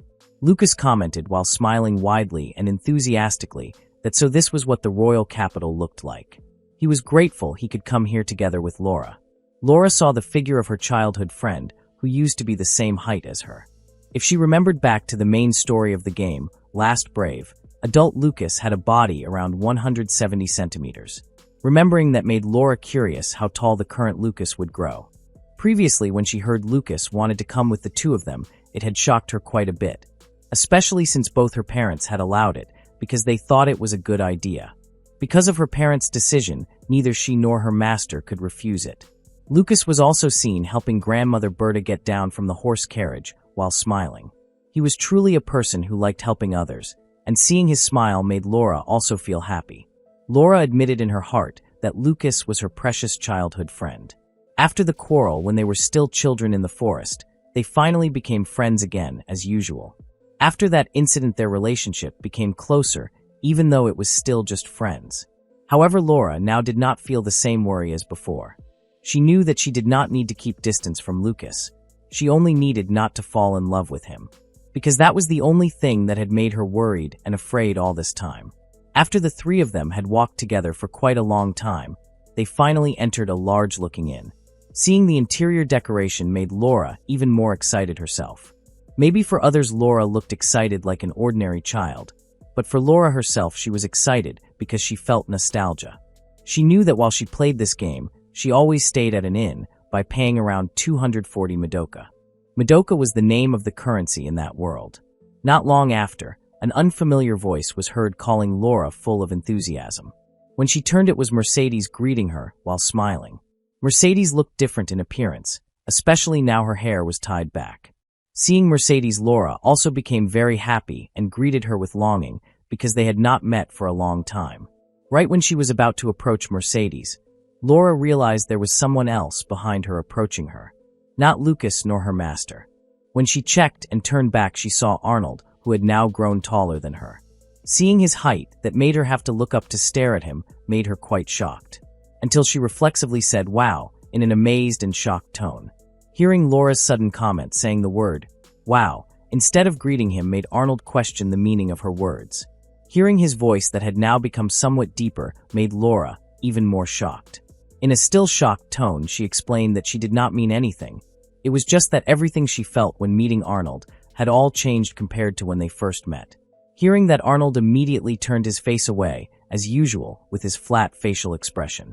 Seeing that, Laura immediately corrected her earlier thought, because Arnold was still the same as before, only his physique had changed.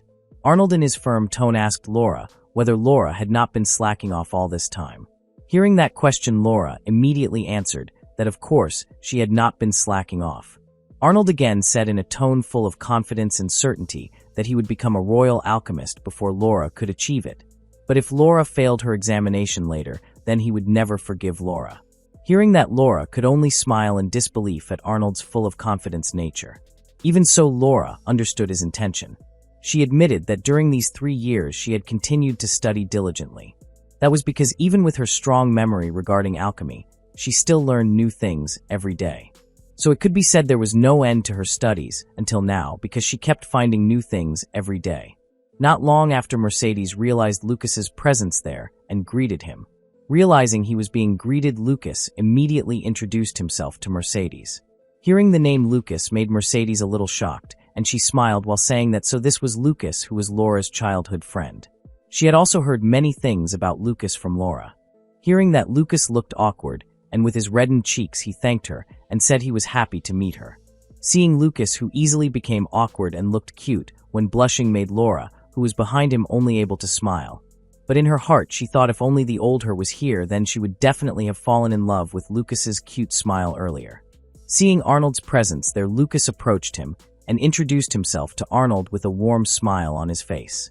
Lucas, without hesitation, extended his hand to shake hands, but Arnold, with his unpredictable way of thinking, stayed silent for a moment before then shaking hands with Lucas.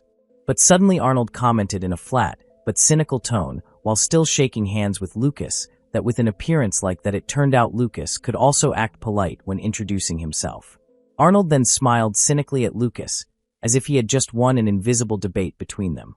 Even Lucas froze in confusion, understanding Arnold's words just now. On the other hand, Laura herself panicked, and was shocked because the first thing that came out of Arnold's mouth was sarcasm. Seeing that again made Laura remember back to their first meeting, where he had also thrown a bad-intentioned joke directly at her. But at that time she understood that Arnold did it because he was wary of her. Now she understood that during these 3 years Arnold had only become weirder. On the other hand, her master Mercedes immediately scolded Arnold firmly for his impolite joke. She even immediately apologized to Lucas and explained that Arnold was the type of guy who was shy and became rude when he felt embarrassed. As if not caring about what her master said, Arnold suddenly called Laura in the same tone and asked the meaning of her bringing someone like Lucas here. According to him, Lucas had no relation to this examination because Lucas was an outsider. A truly rude statement. Even Laura jolted hearing it because she was shocked. She knew she did not need to answer his question. Besides that, she also could not find the answer because Lucas's coming here had no strong reason. Even though he had been rudely mocked by Arnold, Lucas firmly answered that he was protecting Laura. That was why he came with her here. After saying that, the two of them stared at each other, which made the atmosphere there tense. And seeing the two people Laura knew become like this made her panic herself. She also felt the two of them would not be able to make peace as usual. In that silence, suddenly Arnold asked Lucas a question. What was with his left eye? Lucas stayed silent for a moment when he realized what Arnold was asking was the symbol in his eye. Lucas looked hesitant to answer, but Laura immediately jumped in front of Lucas while spreading her arms as if wanting to protect Lucas from Arnold's confrontation. Laura immediately asked Arnold not to speak like that to her childhood friend. She also explained that Lucas's coming here was because he was worried about her safety. Hearing Laura's explanation like that, Lucas stayed silent for a moment before then sighing a little and leaving without saying a word. Seeing Arnold's behavior made the three of them puzzled, even to the point Mercedes scolded him again for his attitude. The next day, the first day of the examination, began. Laura walked together with Arnold toward the examination room. Laura followed him only to see how the examination went and to accompany Arnold, remembering she would also take her examination in 2 years. However, during the journey, the atmosphere between them became very awkward. There was no conversation at all, only silence. That made Laura uncomfortable. She also did not expect Mercedes would not come and only let the two of them go. She even did not know the reason the bad atmosphere yesterday had happened, and right now she felt Arnold was in a bad mood. Passing several buildings and gates, they finally arrived at the entrance gate to the examination place. There Laura stayed silent in amazement when she saw the quite grand gate. She also realized there were many people around Arnold's age who were also taking the examination. When she was about to leave, Laura encouraged Arnold and prayed for his success. Again, Arnold answered coldly that he did not need something like that. He walked away coldly and without saying anything else. And yes, once again Laura was confused by his nature. Laura stayed silent, staring at Arnold's figure slowly moving away and disappearing into the crowd of people. But she suddenly panicked herself when she just realized something important. How long does she have to wait? That question had just occurred to her. Worse, she also did not know where she had to wait. In the middle of that confusion, Laura was suddenly approached by an elf man with long hair and wearing a robe. The man greeted Laura kindly and called her little princess. He then asked her whether Laura had come here together with her friend. Hearing that in a slightly awkward tone, Laura nodded, confirming it. The man then told Laura that there was a waiting room for the families of the examination participants. Hearing that made Laura a little relieved. But unexpectedly, the man immediately squatted on one knee like a knight while extending his hand and smiling. He said that if Laura did not mind, he could show her the way. Hearing that, Laura's face immediately turned red from embarrassment when accepting the offer. She felt this man was like a prince. While walking following the man, Laura saw his appearance where the man was wearing a robe with the kingdom's emblem on the back. Because of that information, she was sure this man was one of the members of the Royal Knight Corps, namely the Chevalier Knight Corps. With that information, she also remembered that the Chevalier Knight Corps was also related to the protagonist in this game, Last Brave. Because one of the members of the hero's army team was also a commander of that Knight Corps. The commander of that corps who appeared in the game was a very cheerful person, the type who often laughed. She also knew that this man was not the man meant, but just thinking about it already made her excited. Continuing to follow the man, Laura was truly excited when she realized that now she was inside the royal palace, and really similar to what was in the game. Laura then asked the man whether he worked in this palace. The man, while smiling, nodded and answered that he was in the Chevalier Knight Corps. Hearing that her earlier guess became even clearer. There was still about 5 more years until finally Lucas left the village. She was also sure the commander of this Knight Corps would also join the hero's army later. After walking for a while, they finally arrived at the destination. The man then opened the door, and inside the room there were many parents sitting waiting. However, Laura realized there was a mother who looked very anxious to the point she took a very solemn praying pose while waiting for her child's examination to finish. Realizing what Laura saw, the man explained in a sympathetic tone that times like this were also heavy times for the parents. Laura then explained that she would also take this examination in a few years, so she was very grateful to the man for showing her the way. Hearing that, the man looked a little shocked. In his friendly tone and giving encouragement, the man said that if in the future Laura became an alchemist one day, in a few days, he might be under Laura's care at that time. So he thanked her in advance and was sure Laura would succeed. Hearing that made Laura happy, and her heart felt warm from the man's kindness. After waiting, Laura finally returned to their inn. There Laura was immediately greeted by Lucas with a smile on his face. Lucas then, in a puzzled tone, asked about Laura coming home alone while she had left together with Arnold. Laura, in a tone she was already used to and flat, answered that Arnold had gone straight to his room after they arrived at the inn, even without saying anything to her. Hearing that explanation, Lucas could only make a sound of understanding, confused about what to comment. While walking together with Lucas, Laura apologized to him for not being able to talk much with him, even though Lucas had come all the way here. Lucas, while smiling widely, did not mind it. He also explained that while Laura was out there, Mercedes had invited him to walk around the city, and he had really enjoyed his time. He also told Laura about a shop that he thought could interest Laura, and invited her to go to that shop together. Seeing Lucas, who could smile widely like that, made Laura feel relieved, because all day she had spent her time waiting for Arnold during his examination. They then leaned against the wall in the inn corridor. There they chatted while watching people passing by in front of them. Lucas then commented that if observed in more detail, it turned out Mercedes was an elf. Laura nodded and added that she did not know how old Mercedes was, but she felt she had lived quite a long time. Innocently, Lucas answered that Mercedes had said her age was 37 years old. Hearing that made Laura shocked and panicked at the same time. Lucas explained again, innocently, that according to him the elf race lately did not have a long lifespan. Laura immediately asked in a panicked tone whether Lucas had asked Mercedes's age directly. Lucas, in a panicked tone, immediately denied it, and explained that he had only been talking about the elf race that had a long lifespan, and Mercedes herself had told him her age. Hearing that, Laura sighed in relief because he had not asked directly, because asking a woman's age was impolite.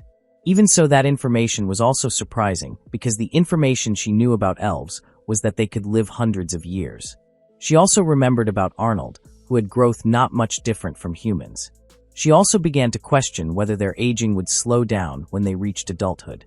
Arnold then asked whether the man named Arnold was also of the elf race, right? Laura nodded, confirming it, and explained that Arnold was 14 years old, which meant 2 years older than the two of them. Lucas then expressed his thought that when they met, Arnold had stared directly into his eyes, which instantly made him stiff. Not because of a magic effect, but because of the effect of fear inside him. Hearing that, Laura understood what Lucas meant. She then said in a calming tone that Arnold's question at that time was just an ordinary question because there was something unusual in Lucas's eyes, and she was also sure he had no intention of scaring Lucas. While smiling and pulling Lucas's own clothes, Laura said that Arnold had only asked. Lucas also smiled, but his smile seemed forced and still carried the remains of his worry. Laura just realized that Lucas still could not fully accept his power, and according to her that was a natural reaction, because no one knew where Lucas's power came from and why it appeared. Everything had appeared suddenly, and that power had been given directly to Lucas. In the main story of this game, Lucas had been able to fully control his power right when he left the village. Laura then held Lucas's hand using both her hands and looked at him while smiling warmly. She said that the emblem in Lucas's eye was a sign that Lucas had the power to protect many people. Laura admitted that she had not paid attention to small details like this when playing the game, but she felt Lucas got encouragement from the people close to him in the village like this. And thanks to that, he might slowly start to accept that power. Because of that, she decided to give him encouragement, even though it was not her destiny for his heart. She promised herself to do anything that could help Lucas as his childhood friend. The second day of the examination arrived. As usual, Laura headed to the waiting room. However, this time she brought 2 books to accompany her while waiting. Fortunately, there was a palace servant serving those who were waiting. But even though Laura looked like she was enjoying her waiting time, the atmosphere around her was far different from hers. The other parents actually looked more stressed than her, but she also understood it because those taking the examination were their children, while she was only accompanying a friend. Because there was nothing she could do, Laura finally decided to spend her time reading books. Time passed, and Laura felt time had passed quite long, so it should already be time for the examination to finish. She stretched her body, and not long after the door opened, and the examination participants entered the room. Seeing Arnold enter, Laura immediately approached him and congratulated him on his hard work. Suddenly, Arnold said with his flat expression that he had passed. Laura froze there with a confused expression. Arnold said that he would start his apprenticeship as a royal concoctor starting tomorrow. Hearing that made Laura even more confused, and she asked in a puzzled tone whether the committee immediately told the participants whether they passed or not. Arnold answered firmly that he had done his examination with a perfect score. After saying that, anyone who heard it immediately froze in shock, including Laura as well. The shocked parents immediately asked their children for the results. On the other hand, Laura admitted that Arnold had indeed emphasized earlier that he would pass, but she did not expect he would pass that easily. She admitted that Arnold indeed looked worthy of getting this result. Realizing that, Laura also decided to start practicing without relying on her ability to remember many things about alchemy. But suddenly, while Laura was thinking, Arnold pulled her arm and dragged her to somewhere. Laura was confused when she realized Arnold was taking her to the inner part of the castle. Even the 2 of them became the center of attention of the people there. After some time later, they arrived at a garden that had a fountain pond. There was also a man in an alchemist's suit with messy hair. Arnold immediately called the man by the name Kesper. Hearing Arnold's voice, Kesper immediately turned and enthusiastically greeted Arnold while calling him the genius. He realized Laura was there. He immediately asked Arnold whether this Laura was his girlfriend. Laura was shocked by Kesper's guess about her. Laura observed Kesper's appearance, where he wore round glasses and messy hair, which according to her made him look like a bookworm. Arnold suddenly explained that Laura would take this examination in 2 years. Laura was once again shocked by Arnold. She did not expect the information about her intention would be spread like that. Kesper asked whether the genius's girlfriend was also a genius person. Laura immediately denied his words and explained that she would only take the test in 2 years, and she was also not Arnold's girlfriend. Not long after, a calm and authoritative voice was heard asking Kesper about the genius kid. When Laura turned, her eyes immediately widened when she recognized who it was. Yes, he was the figure she had discussed earlier, the head of the Knight Corps who would join the hero's team, namely Vake. Her favorite character with the characteristic scar on his right eye. But Laura was quite shocked when she saw the current Vake did not have that characteristic scar. Kesper approached Vake and in a happy tone introduced Arnold the genius, who had a perfect score compared to the other participants. Kesper also added that this genius Arnold had also brought a girl whom he said was also a genius. Hearing that, Vake smiled and commented that this was interesting. Vake, with his wide signature smile, introduced himself to the 2 of them, and he also asked the 2 of them to take care of him in the future later, because the 2 of them would become prospective royal alchemists. He also casually and laughing explained that even though he looked like this, he was the commander of the Chevalier Knight Corps. Seeing that smile made Laura's heart feel painful. She realized that the current Vake looked younger than in her game's story. Besides that, the scar on his eye was also not there. Based on his story, Vake had only explained that he got that wound when he fought against a demon, which meant he considered it an honorable wound. When she played the game, she had only thought that the wound had been added only as a symbol and to strengthen his character. But now she became curious how he got that wound, and she was also sure that in a few years Vake would get that wound. But just thinking about it already made her restless.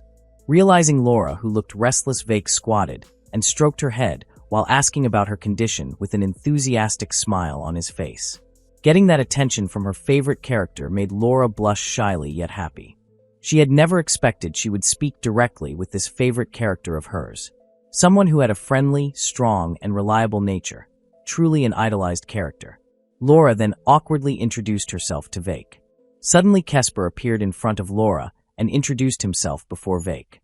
As a result, Vake without hesitation hit his head and ordered him to get out of the way because Kesper's nature was like that. Vake then shook hands with Laura and greeted her while smiling, which made Laura very happy. Not long after, the knights called Vake to handle something. Hearing that, Vake said goodbye to them and left from there. Laura was still lost in her happiness because she could meet Vake. She even got to shake hands with him. She felt that she was the only reincarnated person who was this full of enthusiasm. Not long after, Laura heard the conversation between Kesper and Arnold, who were discussing his schedule for today. Hearing that, Laura said goodbye to them and intended to go home first. When leaving, Kesper enthusiastically told Laura that in the next 2 years he hoped to be able to work together with her. Hearing that, Laura could only smile awkwardly because someone had high hopes for her. Laura felt helped even though somewhat burdened by that hope, but at least because of Arnold's action in introducing her, she had gained wider connections. Because of that, she intended not to fail. Arnold suddenly called her and chased after Laura. Arnold then said that in 2 years he was sure Laura would pass. Laura, who was already used to Arnold's optimistic nature and words that came out casually, only answered that she would work hard. Arnold again said something unnecessary, that if Laura failed then he would laugh at Laura for the rest of his life. Hearing that, Laura felt annoyed because Arnold should have said encouraging words, not a threat at a time like this. But she also understood that Arnold seemed to really want her to be accepted. Laura only answered that she also understood that. Arnold, with a flat expression and the same tone, said that he would wait for that time to come. A short sentence, a flat tone as usual, but that sentence felt different to Laura. Even though flat, the words felt honest and warm. Laura even froze there because she was quite shocked by his words. While watching Arnold's figure running back toward Kesper, Laura commented in her heart that she did not expect Arnold could say something like that. While running home with a smile on her face, Laura promised she would work hard. And starting from today, she and Arnold for the next 2 years would not meet each other again.